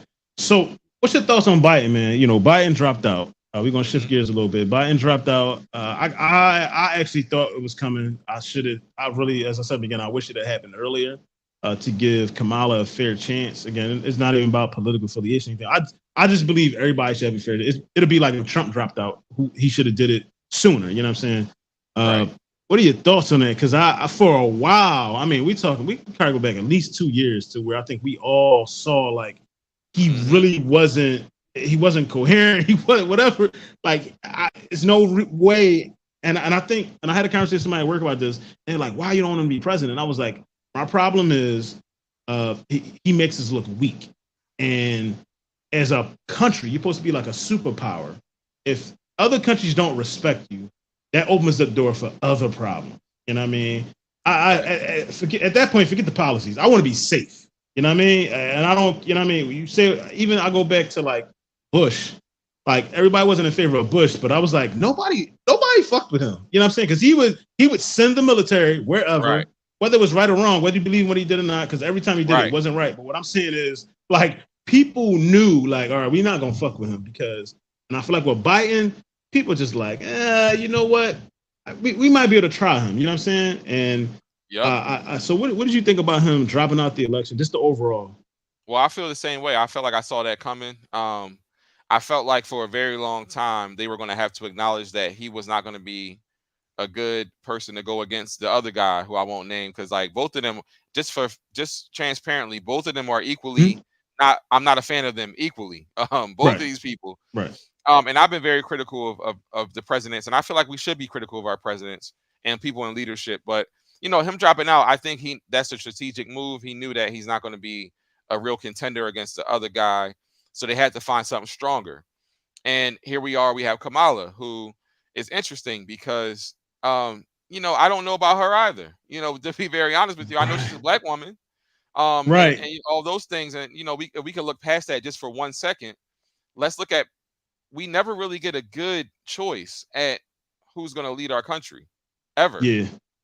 I mean, even Bush was, he just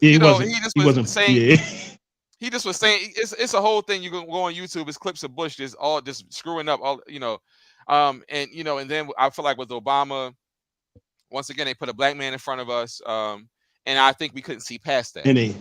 And they yep, exactly. And the same thing is happening right now. And I see it all over the social media and all that. Our people, and the thing that bothers me is that the people who are in charge, they know how gullible we are, and they use our gullibility to their advantage, and they find little ways to get us reeled in, and they reel us in every time. So I feel like it's strategic, but also it's him also acknowledging that he's not fit to be in the position of leadership. He should probably be somewhere resting. He's past that prime where he should be doing anything. And just quite frankly, I got respect for no races. I don't respect any races. And I'm talking about both of the people who are our presidential candidates. I don't respect anybody who's a racist. I don't care if you're a little bit or a lot racist. Y'all both racist. Right. And that's what I call it. And I look at you equally. Yep. I was again speaking to the racism because I was at work. We was having a conversation. They were like, Trump is racist. I was like, okay, cool. I'm hearing you out. But then I was like, well, what about Biden? I was like, and I'm not trying to go tit for tat, but I'm like, my biggest thing is like if we're gonna, because most of the things we could say about one, we could say about the other. It's gonna be a little different with Kamala. But like, I mean, there's a clip out there. Well, it's not even well known. I don't know what the bill was, but there was a bill passed, I think in '92 that Biden pushed that hurt black people, and it was like about arresting black people that got Yeah, the caught with crime bill. weed. You know what I'm saying? Yep. Yeah, the crime bill. Yeah, the crime bill, and it was like 1994 crime bill. like do you? Yep, and it's like is again like we are so like not aware. A lot of us we don't read enough. And I get it's a lot of information out there, but even I was reading through because my friend Shannon, he's been on me. I've been reading through that the 20, what is it, the 25, whatever the Trump thing is, the 25. I forgot the name Project, of it. whatever, Agenda 25. Project 25. Yeah, Agenda 20. And I was reading through that, and I was like, I ain't gonna lie, I was blown away. I was like really like, and very much like you know what I mean, in a position now where I'm like, well, like. It's a choose the lesser of two evils now. Like I really, because a lot of it, where some of it is like I work for a union. Some of it is where they want to take away the ability to collectively bargain, which would hurt every union. You know what I'm saying? Like that's your bread and butter. You know what I'm saying? If you have not being, I can not go to work for 3-4 days or whatever, and they can't fire me. I have a union backing me. So that's important, to me, as you know what I mean, for me. And I always say I base my vote upon what works the best for me and my family. I don't care if that sounds selfish, but at the end of the day, it really is. It's about you and your family. Like what works best for you and your family. Not your neighbor, not your cousin, not your uncle. But that's what everybody does, feel like that's what everybody does because there's people called lobbyists where they give all this money to push their agenda that supports them. So what makes us different? We should be, but the problem with a lot of us is that we give our vote freely without anything. We just say, this is the person that they telling me I should vote for. So I'm going to vote for them. Especially in a city. I grew up in a household, again, unfortunately, like my parents and my grandmother, they weren't politically educated. So they were just taught that Democrats are for poor people. And as I've gotten older, that is not the case. I don't believe in it. I believe when I go and vote, I don't vote just Democrat or just I vote like, and if it's people that I don't know about, I have no idea. I don't press either button. You know what I'm saying? Like if I didn't take the time to research this judge versus that judge, I'm not going, because I feel like it's unfair to me because my vote might sway it, and now somebody's getting locked up because I voted for whoever's Alex Menendez that nobody knew about. You know what I'm saying? He got this weird way. So if I don't know about him, I won't vote for it. But again, like getting to the local level, I hate when I go to vote and they're like outside and like with the little papers, you see it all the time. It says like all Democrat, and I'll be telling them like, that's illegal. You can't do that. Yeah. And they're like, you don't think I know? Yeah, I ain't just some. I went to college. I'm educated. Like that's illegal. If I take a picture of you doing, you will go to jail. Like you can't do that. And again, a lot of us are ignorant and don't know just simple laws or just. Take the time again and research, like properly research each candidate, thoroughly go through everything. Because I mean, like I said, at this point, I'm not gonna lie, I have no idea who I'm voting for right now. I don't. I got my issues with Kamala. Like I look at the last time she was in it because I don't look at the vice presidency as a job. Like it's a check. I don't think she really does much work as the vice president. She's like the backup, in my opinion. I think all vice presidents like that. But I go back to when she was in California and the stuff that she did there. I'm not okay with. And I'm like, if you were in charge of the country, are you going to run it that way? If you are, I'm not okay with that. But again, you're back to, but do I want to lose my union? You know what I'm saying? It's just like, it's insane, man. It's insane. My beard's going to be gray. Exactly. That's the position they put us in. They put us in a position where, unfortunately, and that's what we always say, choose the lesser of two evils. But if we really break that down, we're still choosing evil. So you choose a devil with a tail or a devil with two horns, right? Which one you want? Right. You gotta be one of these devils, right? And I'm not saying that in the racial sense of devils. I'm saying like these people don't have the best intent for us. And if you go back through all the things that these presidents have said, both of them, it's crazy things they said specifically about black people. Both of them. Yeah. Even most recently with President Biden said if you got trouble figuring out whether you should vote for me or Donald Trump, you ain't black. And I'm just my head exploded, and I'm like, nobody around me said nothing. I was like, wait, y'all, did y'all hear that? It went over their head. Yeah. Even when Trump made the reference to black jobs, and I was again like, I don't know what his intent was behind it because again I'm not in his head, but to me I was like jobs are jobs. You know what I'm saying? Like, a teacher's a teacher. Like, it's not like that job is specifically for black people. You know what I'm saying? And I think, I actually think, I mean, if I was Kamala, my strategy would be to highlight that. Like that would that would be in my marketing scheme, whatever you want to call it. That would be on TV. Like that's a way to sway the vote. But I definitely think with Kamala again, the black vote, they're gonna use her being black to sway the vote. Already The thing doing that's it. always the thing that stood out about me was with her was I remember before the election when she was running to be vice president, they were doing elections, she was black. Oh yeah, I'm black, da, da, da, da. And immediately after she was sworn in, I'm Asian American. And I was like, bitch, like what? like, Oh, she black like now I'm though. tired. She blacker than me Yeah, now. I'm tired of women lying to me. Like it's just like what like what you know what I mean? She And black is now. that yeah. She this now. Yeah, and that how quickly again the narrative changes because they want the vote. We're gonna do everything we can to get the vote. I And they mean, know we're personally, gullible enough to go for it. That's the other thing. right, They know that we are right. very gullible and we're going to go for that. Put some Tims on her, some Chucks and Pearls, and that's all you got to do because that's how surface level we are, how we think. You know, and Ty said it in the chat. I just want to point out real quick. They're just the face, right? Because there's yep. bigger things going on. There's higher levels than the president. I know that's something that people don't like to acknowledge or it goes into like that whole tinfoil hat conspiracy stuff, but that's the reality. There's those people aren't necessarily running everything. Like if that's Right. the truth, let me just ask people this: how are we in debt? We're in debt, right? We have one of the highest debt of all countries, Right. and we're indebted to where? China. So who you owe money to? Are they in charge of you or not? Because I don't know. If you owe somebody trillions of dollars, I think you kind of there. I don't know if you're in charge, but that's just me. That's just my little position on that. I think low key, like very I mean, if you're paying attention, it's not sneaky, but I think over the last 10 plus years, like China in a sneaky way has been angling and gearing up to try to be the number one world power. I really believe that. Even if you look at something like TikTok, if you travel over to China, the algorithm in TikTok over there is way different than ours. Over there, it's all educational stuff. It's all things that's going to make their people better. Over here, it's chicks shaking their ass. It's someone jumping off of a roof. It's like stupid stuff that just grabs your attention because we don't know any better or we don't want to know any better.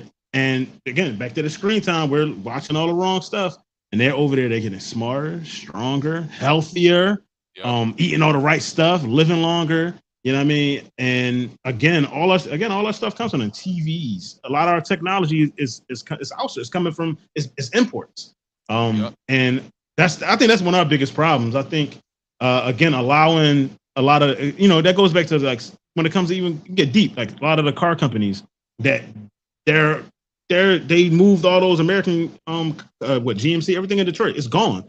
Now they're like in Mexico building the cars, and it's like, how do you allow that to happen? And you get back to owing somebody all of this money. Like how? Like I'm a big how person. Like how do you allow that to happen? Like how do you just owe somebody all this money and they're okay with it? Somebody owe me $100, I'm on their ass. So how trillions of dollars? Like what are you doing to keep them off? Like what are you doing to keep them off your ass? Like, and you know what I mean? Again, there's stuff going on, of course, behind the scenes that we don't know about. India scares me because they're quietly doing the same as China. India is. India's technology. They're going to come together. They're going to because those are the two superpowers. Yeah, I believe so. Those are the two superpowers of the world, India and China, for sure. Yes, it's scary times, man. I hope we all just. Let me say this because I always say this to people. I go, well, okay, after we vote, because like we put all this stuff into voting, right? After we vote, right, whoever becomes the president becomes the president. I always say, what are we going to do, right? Because like, what are we going to do because those people ain't going to do nothing for us. None of the people, whoever we think we're going to vote for, whoever you and I cast our vote for, our history, they say history repeats itself. Over the 38 years that we've both been here, I can't think of one year where I'm like, this president has changed my life, right? Never. Right. No. And I don't think that's ever going to happen. So I always say, what can we do with each other and to support each other? Because there are unique things going on. This world is crazy right now. So I always say, after you vote, after you get done fighting with your cousins and your uncles and your aunts about who's the best president and how Trump ain't as racist or Biden ain't as racist as Trump is, and you know all that stuff. After we're done doing all that nonsense, what are we actually going to do? Are we going to start having more conversations like this, where we try to find some real solutions? Like, yeah, voting locally is one of the things you can do because you can actually have something to say about that. Versus like presidential elections, We got the electoral college, and people have to understand how that works. And people, they have debates about that. But the truth of it is this: the electoral college, they get a certain amount of votes per state. Every state, they don't have to decide the popular vote. They usually decide the popular vote, but they don't have to. So Right. they can choose who they want to choose, despite whoever we pick. So Yep. Pennsylvania could become a red state, and everybody's gonna be pissed off. But that might happen Yep. this year. So It what are we might. going to do? You know, how are we going to help each other? Because nobody ever talks about that. So that's what I like the people to start thinking about. So, and two things at the local level. The reason why, like, so firsthand, the reason why I feel like that's important is, again, as someone who's been in court for the last 10 or 12 years, who the judges are very important. Like, I really started researching judges, especially at the family court level. Like, what is this person in favor of? Where, and I look at their background. Where do they come from? Do they understand? Are they going to understand me when I walk in a courtroom? You get what I'm saying? Or are they going to just look at me as another bearded black man? You get what I'm saying? So locally is very important when you got councilmen and all that stuff. Like, even the people that, like, they're in the little neighborhoods. Like, I got a I don't know what they're called. State representative. I got one right around the corner here in a little shopping center. But like, do the people know who that person is? And what I've started to notice is, so I live in Badlands, it's predominantly Hispanic neighborhood. That state representative has always been a Hispanic one. So what that tells me is everybody goes in and they just vote for the Hispanic one, because that's where, you know what I mean? They just equate them being of heritage of being for you, and that's not always the case. Every black man that's in office isn't for me. You know what I'm saying? And I think it starts there, because again, if I'm pretty sure I'm not the one that was taught that Democrats are supposed to be for poor people, or when there's someone running to be black, we vote for them. And I don't think, I think there's times where we're supposed to come together culturally, but I don't think in elections is when you're supposed to do it. I don't think you know, I mean, even looking back at Obama, like the first time he ran, I voted for him because it was Obama. That was right. But the second time I started looking at his policies, and I was like, wait a second, that's bullshit. That's bullshit. Why are you going, and are we going to get a little deep? Whatever your sexual preference is, that's whatever. But why are you trying to go into Africa and change the way an entire country and tell them to make being homosexual legal? Mind your business. You get what I'm saying? Like that. Why are we putting that? And again, it's always the long game. When Biden was running with Obama, the only person supposed to be have a marriage in America is man and wife, as a man and a woman. Now, oh no, I'm all for it. We got a whole, y'all done changed Mental Health Month in June to Pride Month. What the fuck is going on? How does that? And again, everybody should be protected, no matter who you are. But how does that supersede mental health? I was offended when I saw that. So again, it's the long game. Yeah, I'm gonna cut you off. My bad about. No, you good, bro. You good. That's your wisdom. But no, I'm gonna tell you why that happens, because it's just like you said, the people that are in office, they have authority, and these people are of that sexuality, so they're pushing that, and they might be undercover. A lot of them are. So you start to see these agendas that get pushed. You're like, wait, I have no problem with everybody having their rights and all those things, but why is there such a concerted effort in this particular lane right here only? Well, it's because those are the people that are there. Just like if there was a whole bunch of not just like, but you would want to think if there was a black man in office that they would want to help black people. But unfortunately, they don't do that. Even our vice president, she's on a interview saying, I don't want to do something to only help black people specifically, but there's other things that the government has done to help races of people in specific ways. So people have to be intentional. But yeah, that's what's happening. That there's an agenda there too. There's an agenda, and that's not against anybody who's homosexual. It's just the fact that there is an agenda there, and we have to acknowledge that. And I think that it's a touchy thing, so people get all sensitive about it. But the truth of it is that there's an agenda. So we got to keep that in mind. Yep. And I'm all for, again, protecting her, because like my oldest daughter, she's lesbian. She has a girlfriend and everything. Love her, support her. If she gets married, I'm gonna beat her to walk her, dance with her, and all that. That's my baby. You know what I mean? Like, my job is to be a parent first. Whatever you want to be is what you want to be. I have no problem with that. But what I did notice is with something I was talking about a couple weeks ago, like we talk about agendas with the immigrants, and like when I talk about this to people, they get uncomfortable at work. I try not to, but when people ask me, look, you ask me your answer. As I've looked in research, I feel like the immigrants it's an agenda. Like, I feel like it's the long game. How do I know this? Because when they're bringing people in, and then like so first of all, I have a problem in any situation where you close at school to put people that aren't naturally from here, and I don't want to sound like a racist or anything like that, but they're not from here. You're moving people that are from here, who parents pay taxes, so now they got to get homeschooled and they can't go to school.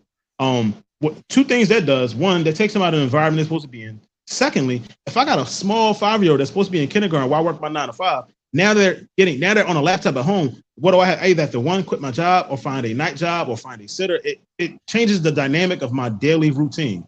The other thing is they're putting them in these hotels, nice hotels at that. Then they were giving them like I forgot how much money. They're giving a certain amount of money to survive throughout the month and stuff like that. $1,000. I think they were doing like $10,000 in New York. Yeah. Where's this money coming from? Like what? Well, we don't have money to keep schools open in Philadelphia or all over the country. We don't have money to fix bridges and roads. How are we getting this money? And I start looking at other things. So that's my biggest gripe always. I get America is supposed to be like, you're supposed to the land of the free and come here. But at what point do we say like, hold up, pause that. Let's fix everything that's going on here first before we allow people to come in and add to the problems. You know what I'm saying? I'm pretty sure there's some good people that's going to come in and get the American dream and do what they're supposed to do. But there are also some bad people coming in. You see it all the time in Texas, where someone comes over the border and then they kidnap a little girl and they rape her and they do like these horrible things. That's not everybody, but it's happening. I don't care if it's 5 out of 1,000. That's 5 people that are coming here and doing things that would not have happened. Yep. Yeah, that's what I'm saying. That would not have happened if we had just put our foot down and I get you can't 100% control the border, but I'm pretty sure you could do a better job of it. I feel like, again, it's the long game. I saw something where it's an agenda by the Democrats where they're like fast tracking some of them to get registered to vote. 100%. So if the Democrat, if you in your mind, again, with the brainwashing, Democrats are for poor people. Oh, we helped you get citizenship. We helped you get a house. We gave you this money. We did that. Democrats did all this for you. What are you going to do? You're going to vote Democrat. You're not going to care about their policies. You're not going to care what you're not going to look into them. You're just going to vote for them. In the same way, if it was Republicans doing, you're not going to look into them to see what they're really about. And again, it's the brainwashing thing. So I firmly believe it's an uncomfortable conversation, but I believe that immigrant shit is a long game and it's going to hurt all of us in the long run. And again, everybody's coming in the country and they're jumping us. They're jumping us. And the problem with pointing out an agenda is that, unfortunately, we have to say things like, I'm not racist, but because obviously I'm not racist, you're not racist, none of us are. Right. Or if you say something about anybody from the LGBT community, you're homophobic. Or if somebody who's not black makes conversations about black people, criticism about, then we get all sensitive. Where I like let's acknowledge the agenda here. Let's not get sensitive about the surface level stuff, because no one's here hating on nobody. It's about like we see what's going on, right? You're not saying, oh, I don't want these people to come here, stay out of my country. You can't talk English like some real racists are, right? You're not saying that. But I think we always have to preface, because people that we know sometimes in our audience, not here, but the people that we're speaking to, they might get a little sensitive and they might say, oh, well, they make a judgment about us based off one statement that we make. Right. Where it's like, no, listen to what I'm actually saying. I'm actually saying it is a long game. There are agendas at play here. Where are they getting these $10,000 to put on these debit cards to give people? Let me tell you, I work in social services and they act like, I mean, when we help a lot of families out with different ways, we help them like do different things that is like beyond belief sometimes. But the stuff that we have to go through to get a little bit of money, from the government or from the school system, and then when they just turn the faucet on for whatever agenda they have, and that's an insult to injury to people who actually really need help. Right. Ukraine, like it's just where's I'm always just like, where's the money? What's the long game? What end game? I'm curious. I just say what I think the end game is, Shannon. I think it's to get a vote, like to get them fast. Well, they are doing it now, but get them fast track to vote a certain way. You sway the vote, and that's easy to do with people that aren't familiar with our policies, aren't familiar with any form of government, because where they're coming from, they weren't worrying about that. They were just trying to get free.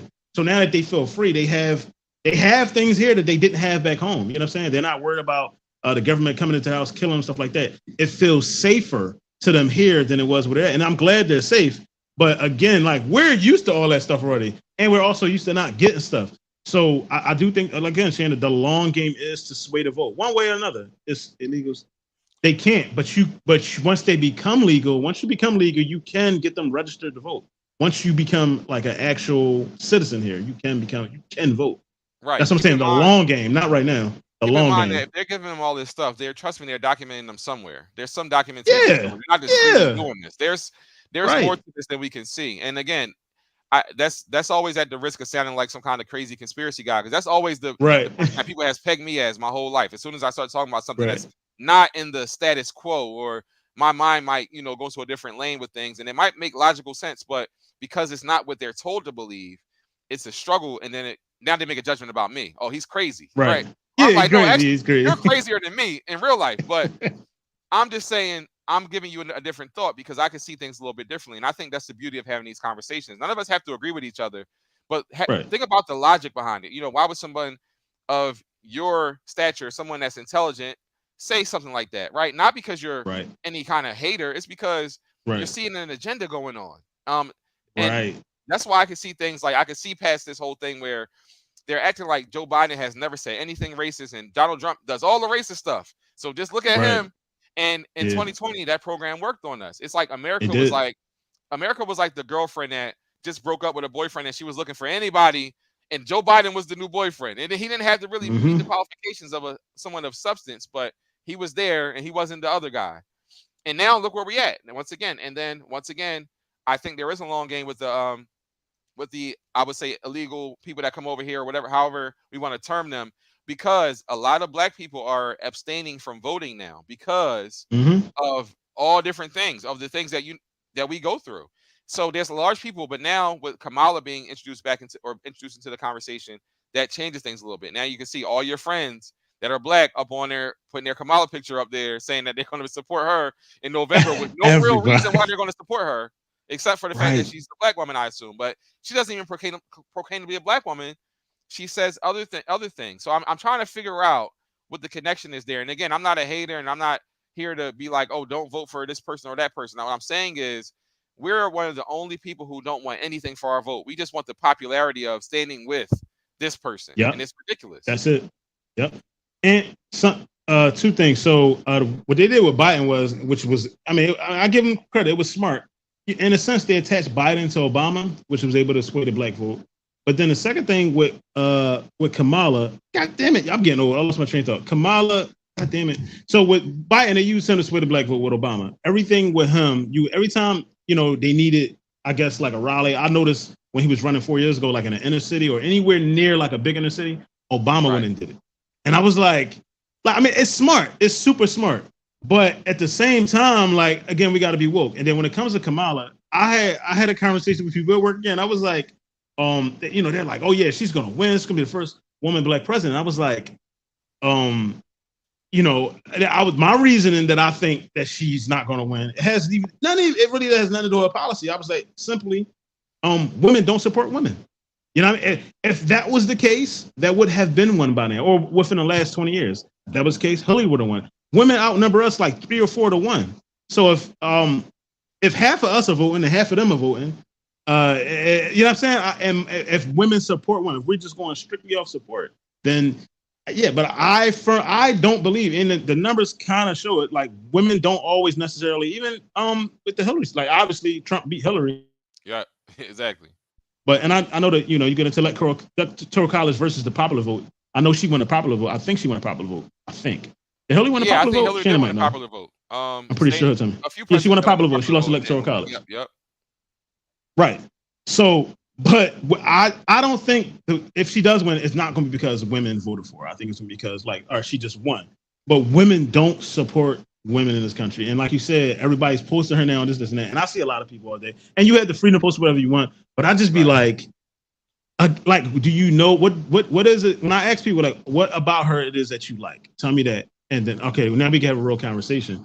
But if it's just because she's black and she's a woman, I'm like, that can't be the reason, because then we're in the same situation we was 4 years ago, and then 4 years before that, and 4 years before that. We're voting for somebody just because they're telling us they're for us. You know what I'm saying? But what are they going to do for us? Just like Biden, like all of a sudden now, because remember they shut off the student loan thing, even though they did take care of some people.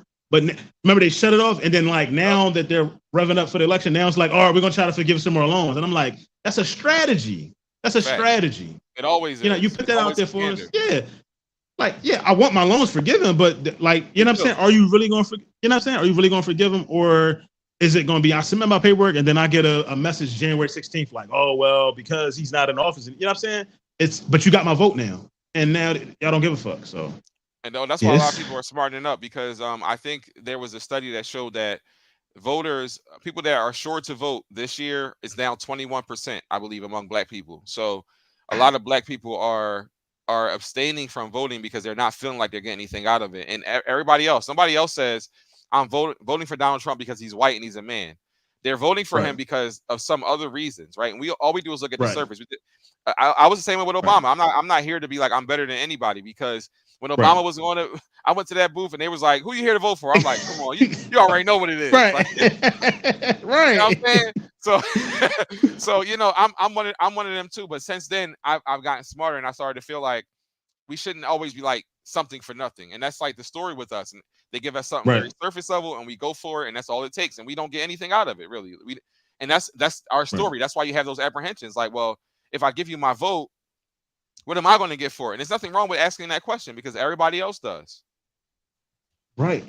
I think you have to. I think we owe it to ourselves again because it's 4 years of our life. You know what I mean? That's a lot of time. Like that's a whole area of a school life. You know, that's a middle school. That's a high school. You know what I'm saying? So like that's a lot of time to have somebody ruling over your life and changing things about your life that dramatically affect. It could dictate whether or not you can afford to put your kid through college or medical, anything like that. So I think it's very important. And something real quick. Another thing I noticed, I just dawned on it again about words and stuff. I remember when Biden, he was debating John McCain, and he kept referring the policies of McCain to Bush. And at that time, a lot of Black people were like anti-Bush. They didn't like Bush. And of course, now you got the blackface in front of us. And I remember I was young then. I was only like 20 something then. But until McCain checked him on it, I was really looking at McCain like he was representing Bush because of what Obama was saying. But then he came, he's like, you keep referring to Bush. Sir, my name is John McCain. I'm not George Bush. And then right after that, like Barack had to pivot and go on to something else because now, like, it's a debate. Everybody realizes what you were doing. Now you got to really come with some real facts and everything. And of course, he went on to win. But yeah, I ain't gonna lie. I'm worried. I got to figure out. I got a lot to figure out over the next couple months. Yeah. But but honestly, in reality, we have a lot to figure out over the rest of our lives because they say the definition of insanity is doing the same thing over and over and expecting different results. And I think we have a collective psychosis in our country. We think that this is actually going to matter. And I know this is a hot take, but literally nothing that I've had to do to survive and help me and my family has ever been determined upon which person's in office, ever. Whether it was the super ultra racist Donald Trump, quote unquote, or the mildly racist Joe Biden, I still had to work just as hard to support my family, the same way. So I feel like that's why I always ask people, what are we going to do? How are we going to make our communities more tight? How are we going to have more dialogue that makes people uncomfortable, but kind of makes them think and expands your thought process a little bit? Because we're so narrow-minded that all they have to do is put a person with chucks and pearls in front of us and we say, here's our vote. That's it. And I think that's a big problem, and we're not acknowledging that. We're so caught up in the allure of all of it that we haven't even really acknowledged the issue here. We're not getting anything for that. Right. That's well put. I would definitely want to point out too. So pandemic, I saw like a lot of people like the pandemic either made you really strong or it showed how weak you was. And what I mean by that is like most of us, if not all of us, were at home. And like I remember, like again, I mean I'm panicky. I'm a dad, but like when it happened, like I went to the store and it was like no chicken and like no water. Like I immediately like start. Okay, so what can I do? I start growing my own food. Like, and people thought I was crazy, and I was like, but like, what if there's no chicken? There's no type of protein or meat for a year. What are you gonna? Yeah, I can. You can always grow stuff.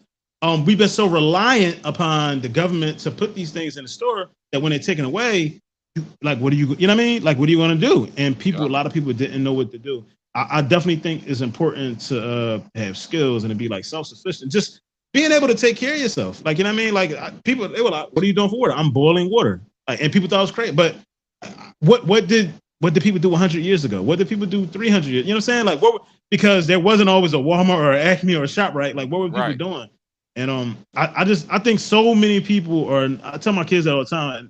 I'm going way away from the subject that they're not that people are not prepared for like technology to crash. Like when that shit happened on Friday, and I work at the airport. like people were at the airport angry, not even Yup. understanding that it has nothing to do with the airline. Like it's not their fault. Yup. A system crashed nationwide that hurt a lot of stuff. And again, because people aren't educated, they're not aware. I want to say educated, they're just not aware. And I look at that as a problem. And I'm like, what? Like, what if? Like, what if that happened for a long period of time? What if they dropped a nuke on us? What if they dropped a nuke on us and we don't have nothing, livestock? Like, what are you going to do? You know what I'm saying? And I think a lot of people would obviously die, but there are people that just wouldn't know what to do. Like, you don't know how to make a fire. You don't know how to fish. Exactly. You know, like the simple things that people were doing that were here long before us.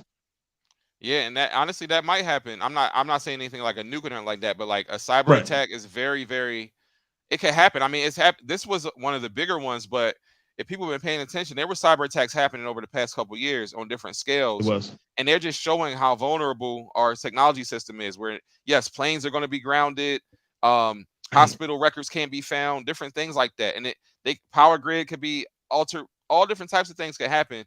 And it will make you think that the people who are like the big tech smart people in our country should be like figuring this out, how they can avoid that. But then we saw on Friday what happened just for a few hours. My bank wasn't working. I was trying to, it was my niece's birthday. I used to send her a couple dollars through Cash App. I'm like, my account's locked. And she probably thinking like, yeah, that's Uncle Moshe. Yeah, right. It's not locked. You don't want to send that money, right? So I'm like, no, for real, it's locked.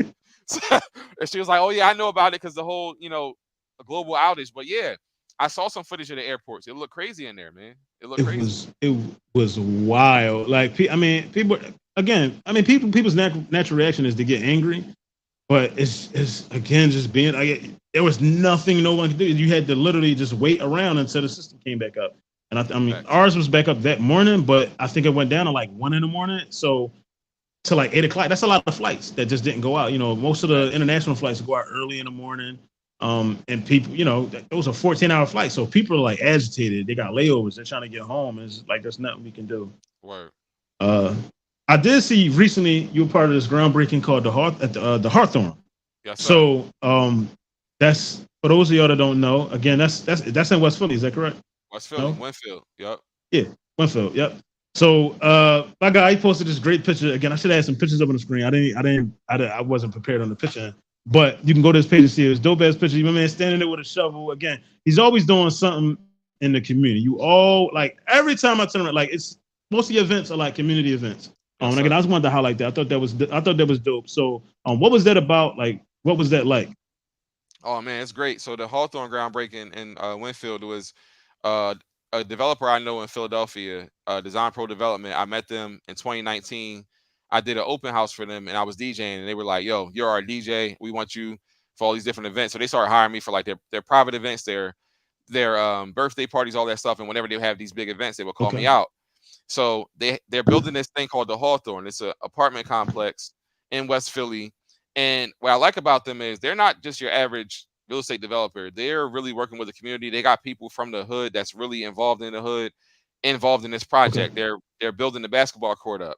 They're donating big money to the organizations in the community. And I was just happy to be a part of that, and see that, witness that. And just to see that, even though this person, I mean, he's a millionaire, he could be doing a lot of other things with his money and a lot of other stuff that he don't have to do, he's doing. And I really appreciate that because you don't see that. Our neighborhoods get gentrified. People come into our neighborhoods and they take them apart. I saw in my neighborhood down the bottom. I grew up down the bottom. My grandmother had a house down there. This is like late 90s, early 2000s when they was just starting that whole process of gentrifying our neighborhoods. And they gave my grandma some small amount of money according to what they were going to make from it. And they just changed the neighborhood around and started doing stuff. And they're not really involved with the community. Where I see these guys, they're actually doing that. So I can respect that and be down with that. So I was their sound guy, their DJ. We had Curtis Jones Jr., councilman from the 4th District, come out and also donate some money to the neighborhood as well. So it was dope. That's fire, man. That's dope. Like again, anything that's better for the community and for the kids, and like I say, it's positive and it's productive. I'm all for that. But I wanted to highlight that. I saw that. Because I see everything. I'm always online, so I see mostly everything everybody's doing. But I just you don't hear about it enough. You know what I mean? A lot of that. If you would have got locked up, everybody know about it. But I feel like that's bigger. Like that's important. You know what I'm saying? That the things that you're doing. I got a couple questions for you. So I had saw a clip where Whoopi Goldberg, she was talking about like millennials and like people that came after them got it easier than the previous generation. And oh, hold up, real quick, back to my point about the immigrants. Is I just got my thought back. So I had saw a clip online also, and it made a lot of sense. I don't have no proof to support it, but just the person's analogy made a lot of sense. Our kids, even us, most of us, like he was saying, like these people are coming in the country and they're coming from nothing, and they're becoming like the trash workers. They're getting like the cities, like they're getting all the jobs that because all of us or any of our kids, they're podcasting, they're doing jobs that where you're self-employed basically. You're making your money your own way. So someone has to do these other jobs, eat Walmart, Target, and all those things. And it's like that the people are coming in, and as they get citizenship and stuff like that, they're going to end up taking these jobs in the long term. Well, not taking, they end up getting these jobs because essentially they're not taking them because like we're not applying for those jobs. But that's also part of the long term plan. Right. But I want to say this too about that real quick because you brought up a good point there. People don't realize too that capitalism, that's what our country is ran off of. So when you find cheap labor, you're going to go after it. So because I say on the contrary, there's people who still, my trash man is a black man, a lot of people do different stuff and different stuff. So like I feel like we missed the point there. We kind of overgeneralize that and say, okay, people and I'm not saying you're saying that, I'm just saying in general, there are people that they see cheap labor. Now I'm sure the guy who's my trash man in Phoenixville, he does pretty well. His paycheck's pretty good. But in certain areas of sanitation across our country, they're going to find very cheap labor for people who don't need certain documents or certain types of registration to work there. So as a result, they're not going to pay them as much. Now, the guy who does my trash, you can't pay him $2 an hour. He's going to probably make $20-something an hour, right, to take the trash out. Right. But the capitalists, they're going to find that cheap labor, so they're going to exploit that. And that's the part that people don't realize. They think it's just like the people choosing. No, it's actually what people are proposing to people because that's really all they can really do. They don't really have any opportunities otherwise because no one's going to hire them at a firm because they don't have documentation. So they're going to find some place to hire them some way. So, and it's all about cheap labor and them exploiting that person for being whatever they are, whether it's illegal or immigrant, whatever it is. So there's that part too that people don't realize or take into account. True. Yeah, because ultimately people are just chasing the bottom line. Like they're trying to profit. Yeah, they're trying to survive. You know what I mean? And people are going to exploit that. Just like we get exploited all the time. As black people, we get exploited all the time. That's why the whole thing about the types of jobs that we have. When I was growing up, the whole thing was work for the city. That's the pinnacle. If you work for the city, you got it made. And I'm not saying you don't. I'm just saying that's all we were told to go after because that's where our group of people belonged, right? And I think now we're kind of straying out of that, and we're seeing more podcasters on it. But we're still seeing the traditional people too. Our friend DJ Freight, he's an electrician. A lot of people are doing things like that, right? So, yeah. Me and him. So I used to live around the corner from him. He lived like on 700 Park. I lived on 7th and Pike. So we used to run into each other every now and again. But he picked that up during the pandemic, and again, it was like self-taught, like YouTube. I tell people you can learn anything on YouTube. When people when I remodeled my house, people like, how did you learn? I said I went on YouTube. I said some of the stuff I picked up in high school, I had carpentry as a trade, but again, obviously, I was 10, 12 years removed. I needed a refresh. I went on YouTube. I didn't pay anybody to teach me. I went on YouTube, and it's my house, trial and error. Fuck something up. All right, I go buy another piece of sheetrock, and I do it again. Like it's, you know what I mean? And again, just like self-teaching yourself. Like the things that I learned during the pandemic, I know that I can. If I lost my job tomorrow, I would be fine for a couple months because I have ways to generate money legally, without having to worry. But to Whoopi Goldberg, so she was talking about again, like they had it harder growing up, this and that. And I ain't gonna lie, at first I was kind of like I thought she was right, but then I really put the on to it. I was like, no, you don't have it right, because when you was coming up, minimum wage was like, okay, minimum wage in the 80s might have been like $5 or maybe $3 or whatever. Minimum wage now, I think, and it's minimum wage in PA, I believe is $8.25. That's the state minimum wage. We're talking about 40 years later, but bread back then might have been like $1. Bread now, I bought potato bread today, was $5. So like things cost way more. We could start there. And there was like, granted, she went on, she had a successful career. She's a comedian and everything, an actress. But I think now there's more people trying to do a lot of the same things as were back then. That wasn't, you know what I mean? Like in her neighborhood, there might have been like three people that wanted to go to Hollywood, and now everybody wants to be a rapper. You know what I'm saying? So there's so much more competition. Also, there's lack of resources. Things cost way more. So I honestly, I felt like it was ignorant of her to say it. Like, you know what I mean? Saying that the previous generations had it harder. Now, if you want to go back to like the 1900s, and that's you're dealing with a lot of segregation and stuff like that. That's something totally. That's a different conversation. But if we're solely talking about like just trying to become something, yeah, like yeah, we have more technology, but I don't think I personally think it's harder, like from a financial standpoint. You're talking about Right. most rent is if rent in Philly. I think the average rent is like $1,500 or $1,400 in Yep. bad neighborhoods. Yep. It's where back then, it might have been $200. You know what I'm saying? Most of the factory jobs were around. There's no factory jobs now. You know what I mean? It was easier to make a living back then, a comfortable Right. living. As when else, Capitalism. yeah, people need three jobs now. I know people Yep. that work three jobs, and it's insane. So I was just trying to figure out, what did you think? Do you think about millennials and the previous generations who had it easier?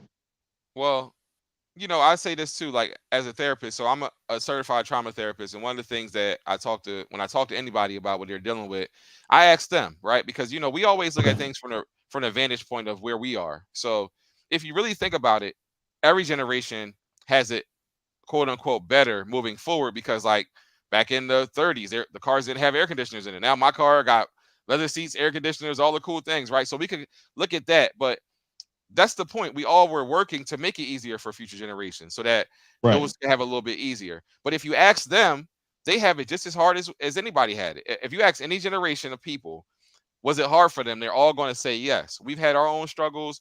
I talk to some of these kids now where a lot of us in our age group now say that, oh, they got it so good.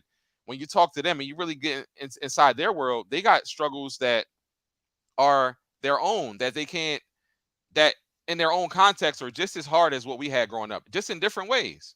So I think it Right. depends on. I think I do think it's ignorant of her to say that because she should have had somebody from each generation or somebody to represent that because she's not of that generation, so she doesn't know the struggles of that. And I think that's where a lot of us grown people, old heads, we get.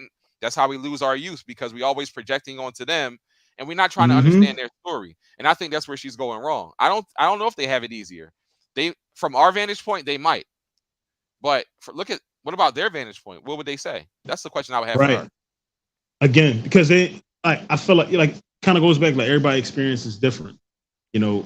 And again, like that's not taking away from what she went through, but like again, you got to consider what's going on now. Like I think if I grew up in the '80s, I think I would be able to maneuver a lot better back then than I would now. Just that's just my opinion. With as far as being able to take care of my family, like the factory job, from what I researched, was everything. You know Right. what I mean? Like you had a pension, and then once they brought in like 401ks and all that, like you had, you knew like you had money coming every week. A husband would go to work his 9 to 5, he go or work all day, come home, and you know what I mean. That was the day. You only needed one parent to work back then. It would be Right. nice to have two, but you really only needed one.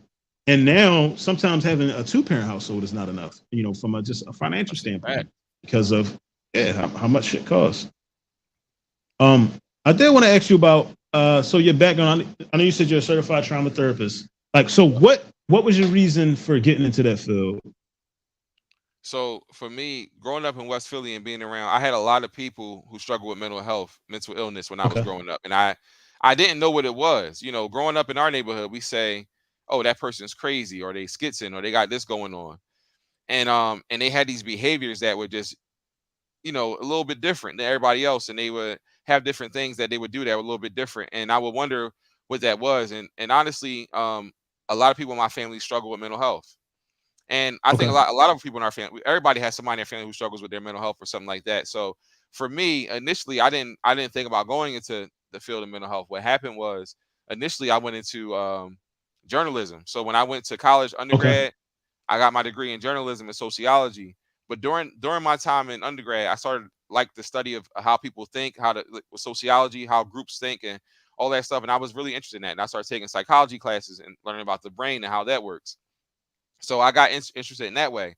And then when I graduated from college, I went back to my neighborhood. I'm back in West Philly, and I realizing don't nobody uh don't nobody need a news article writer. Like I was writing news articles and all that, and it looked cool, but that really didn't help nobody. You know what I mean? So I Okay. was like, I don't know if this is what I want to do. And I was thinking back to the classes I took in psychology in undergrad, and I thought about being a counselor, some kind of mental health counselor. So then I went to graduate school, went to Lincoln University, the Lincoln University of Pennsylvania, the first the first degree granting HBCU, and wonderful institution. And I went there and I got my master's degree, and I became a therapist, and I was working with children and families primarily all over the place: Philadelphia, King of Prussia, Levittown, uh, everywhere, all the surrounding counties of Philadelphia.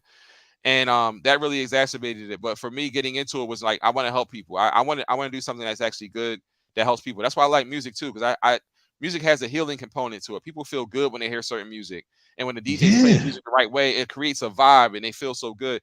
So like I always wanted to bring that kind of joy and awareness to people. So I think that's really was the beginning of it. Once I started learning about the brain and how you can really help people through certain things in life, that really fueled my battery for that. So I just kept on with it.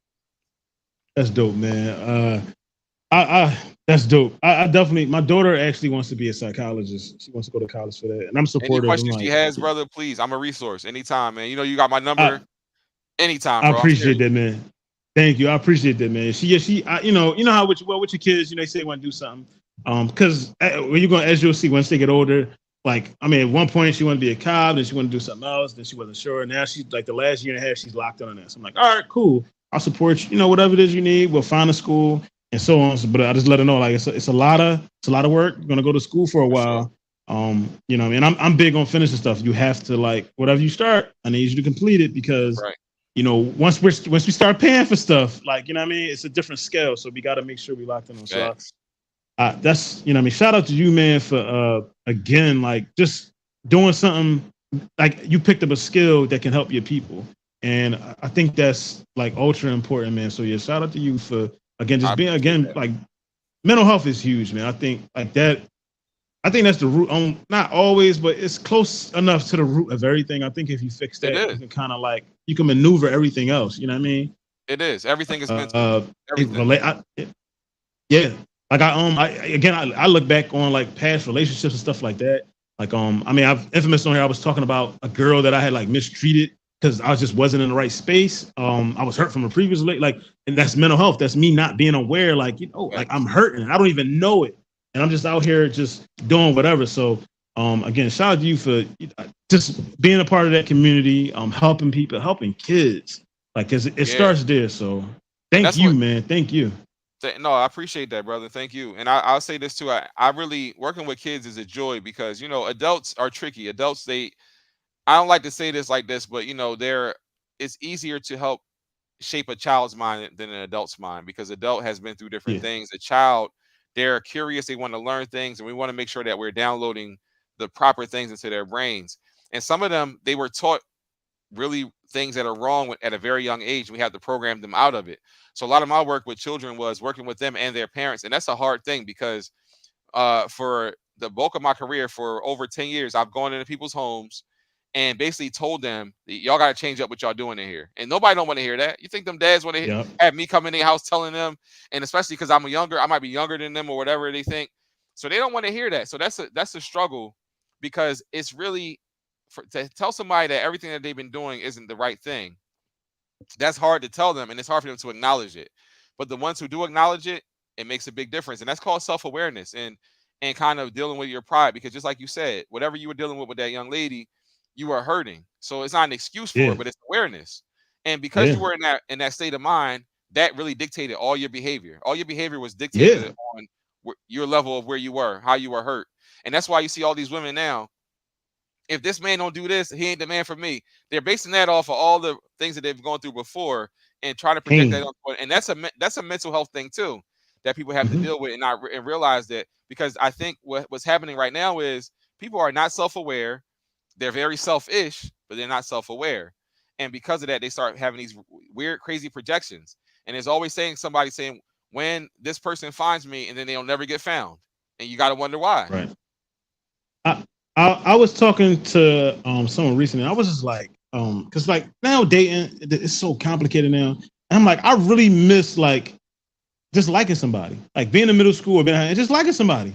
Like yo, walk to the bus stop. Like it was so simple. Like we gotta get back to that. So we're like, it was just really innocent. It was peaceful. There was no Right. stress to it. Now again, there's so many like, oh, this person gotta have this and gotta have that, and I'm guilty of it at times. That's I mean, we all got like requirements, or I say deal breakers. You know what I'm saying? Like, Right. like I don't want any more kids, so that's a deal breaker.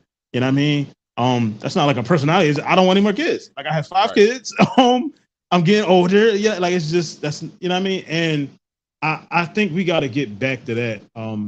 Hopefully someday. But again, like you said, everybody wants so many things, and then like the pain side of it again to go deep on mine.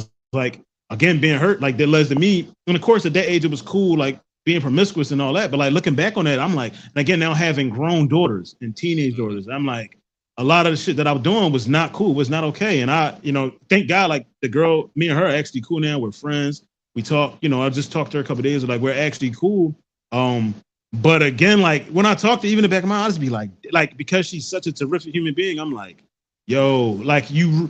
Thank God I didn't change like the scale of her life. Like she went on doing like Right. crazy shit because she didn't. But like I could have been that person. I could have been that character in the Tyler Perry movie. You know what I'm saying?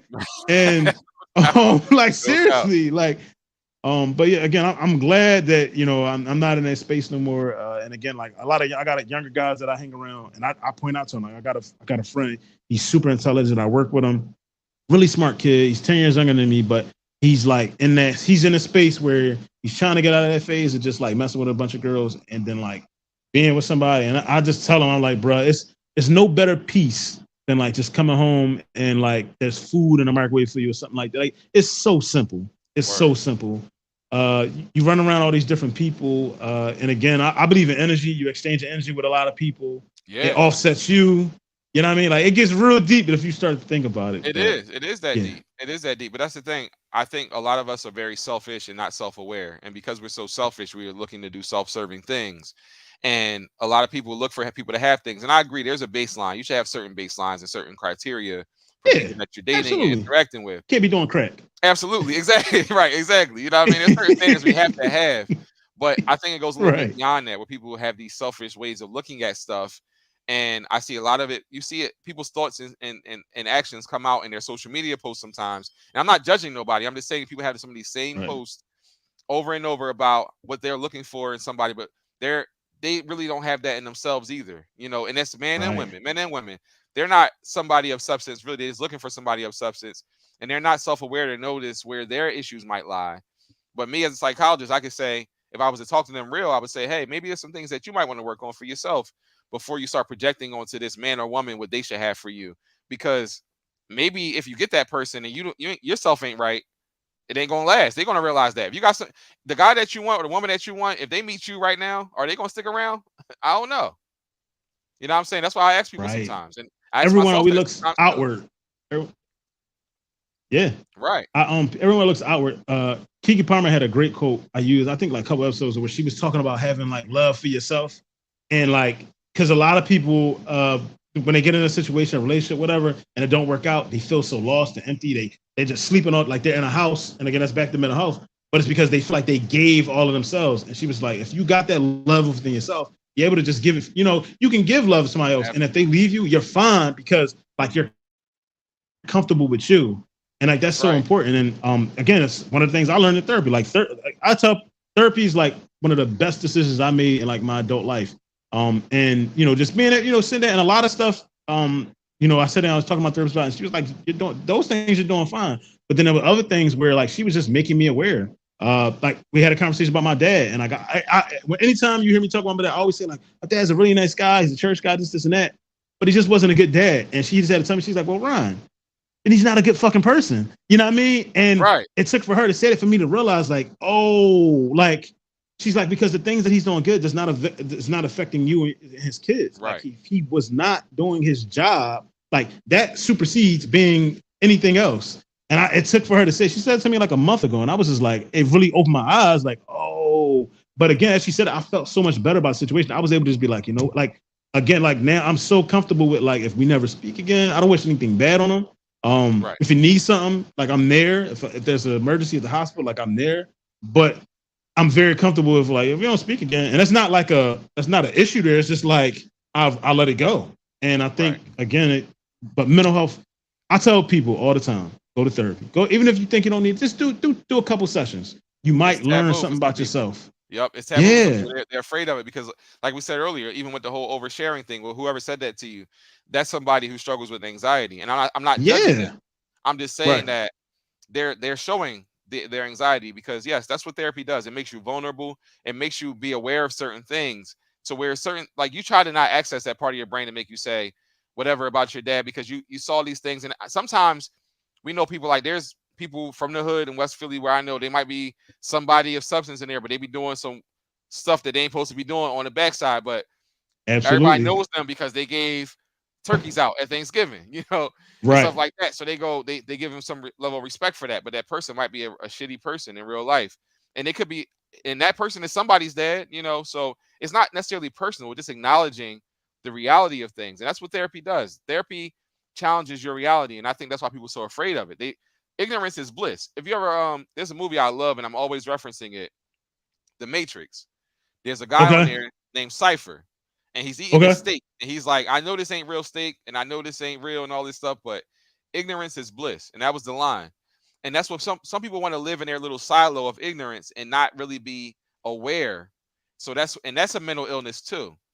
And they're like, as mm, long as I'm ignorant, as long as I think that nothing is wrong with anything, then I'm living in my little world until something wrong happens, right? Just like me thinking that there's no racist people out in the world because the people that I know, I have friends who aren't racist, obviously, but that's not the majority of the world. The majority of the world looks at me a certain way, so I can't be oblivious yep, because in my local area, there's people who are not racist. But guess what? Out in the world, clearly there's racism. So we got to acknowledge the reality, but that's what a lot of people don't want to do. That's a hard place to do, and it's a mental thing that you got to deal with because after therapy is over, you're still thinking about these things. Like even right now, right? They're yep, coming up in conversation, but that's what it's all about, and it's a healing thing if you're strong enough for it. It takes a lot of strength to remain in therapy. So shout out to you for doing that and also talking about it and encouraging people to go to therapy. And I say too, all therapists have a therapist, so keep that in right, mind. You know what I mean? right. Yep. Real fast, when we get you out of here, I'm the oversharing thing. I remember when I first started the podcast, one of the reasons why I drugged my feet with it was obviously figuring out stuff, how I want to run it, and like that.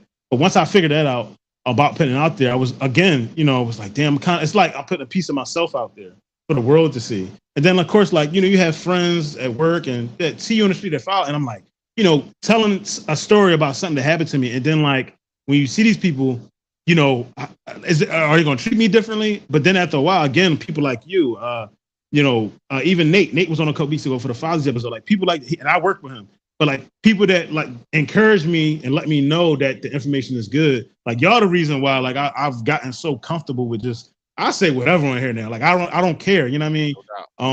You know what I mean? I like again being transparent, just being honest. Like this is me. If the mics were off and the cameras off, and we would be having the same conversation. My Right. reactions, my demeanor going to be the same. But yeah, but I want to thank you. But before I thank you for getting on here, before I think I want you to plug your businesses, man. Let people know where they can find you. Absolutely. Everything you got going on. Let the people know I'm big on that. So let everybody know what you got going on. No, I appreciate that. So I'm on all things as the Spin Therapist or DJ Moshe the Spin Therapist on TikTok. You'll see there a display of my all the work I do in community with children, the parties I do, I DJ. I also have a website where you can learn more about what I do, www.thespintherapist.com. What else I got? If you want to, if you're ever in Phoenixville, make sure you visit the Boardroom restaurant and bottle shop. I'm there for the late night happy hour. And most Saturday nights, we're gonna start having day parties, so you can follow them. But yeah, I think if you follow my IG, that's the best place where I really post most of my stuff at. So IG at the Spin Therapist. And my guy, he does everything from banquets to proms, whatever it is you need. Look, he be having the place rocking. He go live. Like I've never, even on his page, he left that on his page. He got reviews of people like this ain't him. These are the actual reviews that people leave him. There's nothing negative. Yeah, y'all know I ain't gonna say on nothing that ain't the real. But Appreciate that. again, man, I also want to thank you, man. Like, continue being a positive influence, man. Continue being a great father. I know you is the great person. All the great work you're doing out here in the community, man. Like I see it again. Like I said, I literally haven't seen you in the physical since middle school, but we connect online, we talk. I'm super proud of everything you're doing, man. And again, I like seeing us being good and doing well. Continue loving on them babies, man. Like that's the biggest thing for me, being a No father. doubt. And again, I just thank you so much for taking the time to come on here, man. Again, I was just telling Shannon last week, like this is again when I used to do when you watched them again, I used to do episodes by myself. Now I don't even like doing episodes by myself. Like I prefer to have somebody on because Right. it's really a therapy session for me, honestly. Even though we just shooting the breeze and we just No doubt. talking about stuff, but it's still we're talking about things that we are dealing with and going through. So it's a live therapy session that we're having about things we're going through. So thank you for being a part of it, man. I really again. I got 2 hours of your time. I know you got the babies waiting on you and stuff like that. You got No work doubt, tomorrow or man. anything, but I really appreciate you coming on, man. No doubt, all the above, man. But no, brother, I appreciate this. I appreciate you creating this type of environment, man. We need more things like this. And as you stated earlier, people can see the transparency in you and the realness in you, and that's why this is going to be grow even bigger than what it is right now, man. So this is it's everything, man. I'll tell you what. When I first started listening to your podcast, for me, I was like, wow, there's not enough fathers that are having these kind of conversations in a real way and kind of bearing themselves a little bit and showing some vulnerable parts of themselves that we all need to do. And I'm listening to this podcast and I'm like, wow, this is helpful for me. And I told you this several times, man. There's things I've heard on your Good. podcast that really, really helped me and fuel my battery as a father. So I appreciate you for creating this and following your passion to make this happen and staying consistent with it, man, because consistency is key. And if you weren't consistent, people would be like, "Oh yeah, he just had that podcast for a couple times, and oh, Right. it's all over and done. It all crashed and burned." But you're doing it in a very big way, man. So I appreciate you. And shout out to your daughter, man, who's looking to become a psychologist or a therapist or a counselor. If she's ever and has any questions about anything, please reach out. Don't hesitate. You're never bothering me. She's never bothering me. Shout out to you as a dad as well, Ron. I appreciate watching you and how you interact with your children. Man, it's really it's heartwarming, man. It really is. So you're amazing, man. So keep up the great work, brother. I appreciate that, man. I really do, man. And like I said, we got a link soon. We gotta figure this out. For I sure. know you're busy. I'm super busy. We got a link. We definitely got a link. I'm actually working on a end of the summer barbecue. Hopefully on my block, getting there. It's something light right now, but just come out, hang, have some drinks, eat some food, Please let me whatever. know. You know Please what I let me mean? know. I'll come through. Once I get the date, I'm gonna send it to you. But again, man, thank you again for coming on. No doubt. And yeah, man. Any last words? No, man, I just think this is a wonderful podcast, and it's a live therapy session, and it's one of my first times being on a podcast for this length of time. I think I've done little smaller segments and all that, but I really enjoyed myself thoroughly. Thank you for helping me promote my business.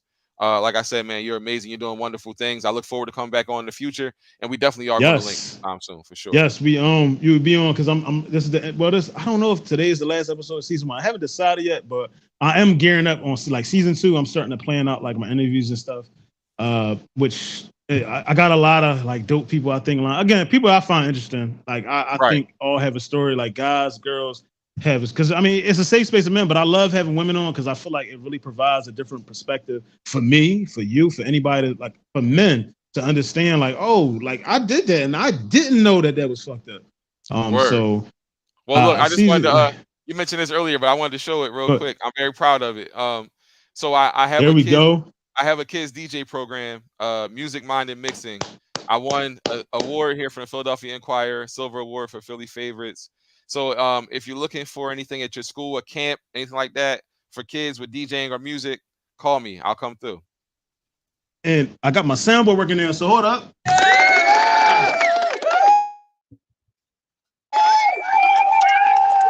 I finally figured out how to get it working, so give you some applause, man. I love it. But yeah, shout out to you, man. When I saw that, I was like, because I'm always trying to find like as much information as I can beyond what I may or may not know. But I always find something else. So I saw that, I thought it was dope.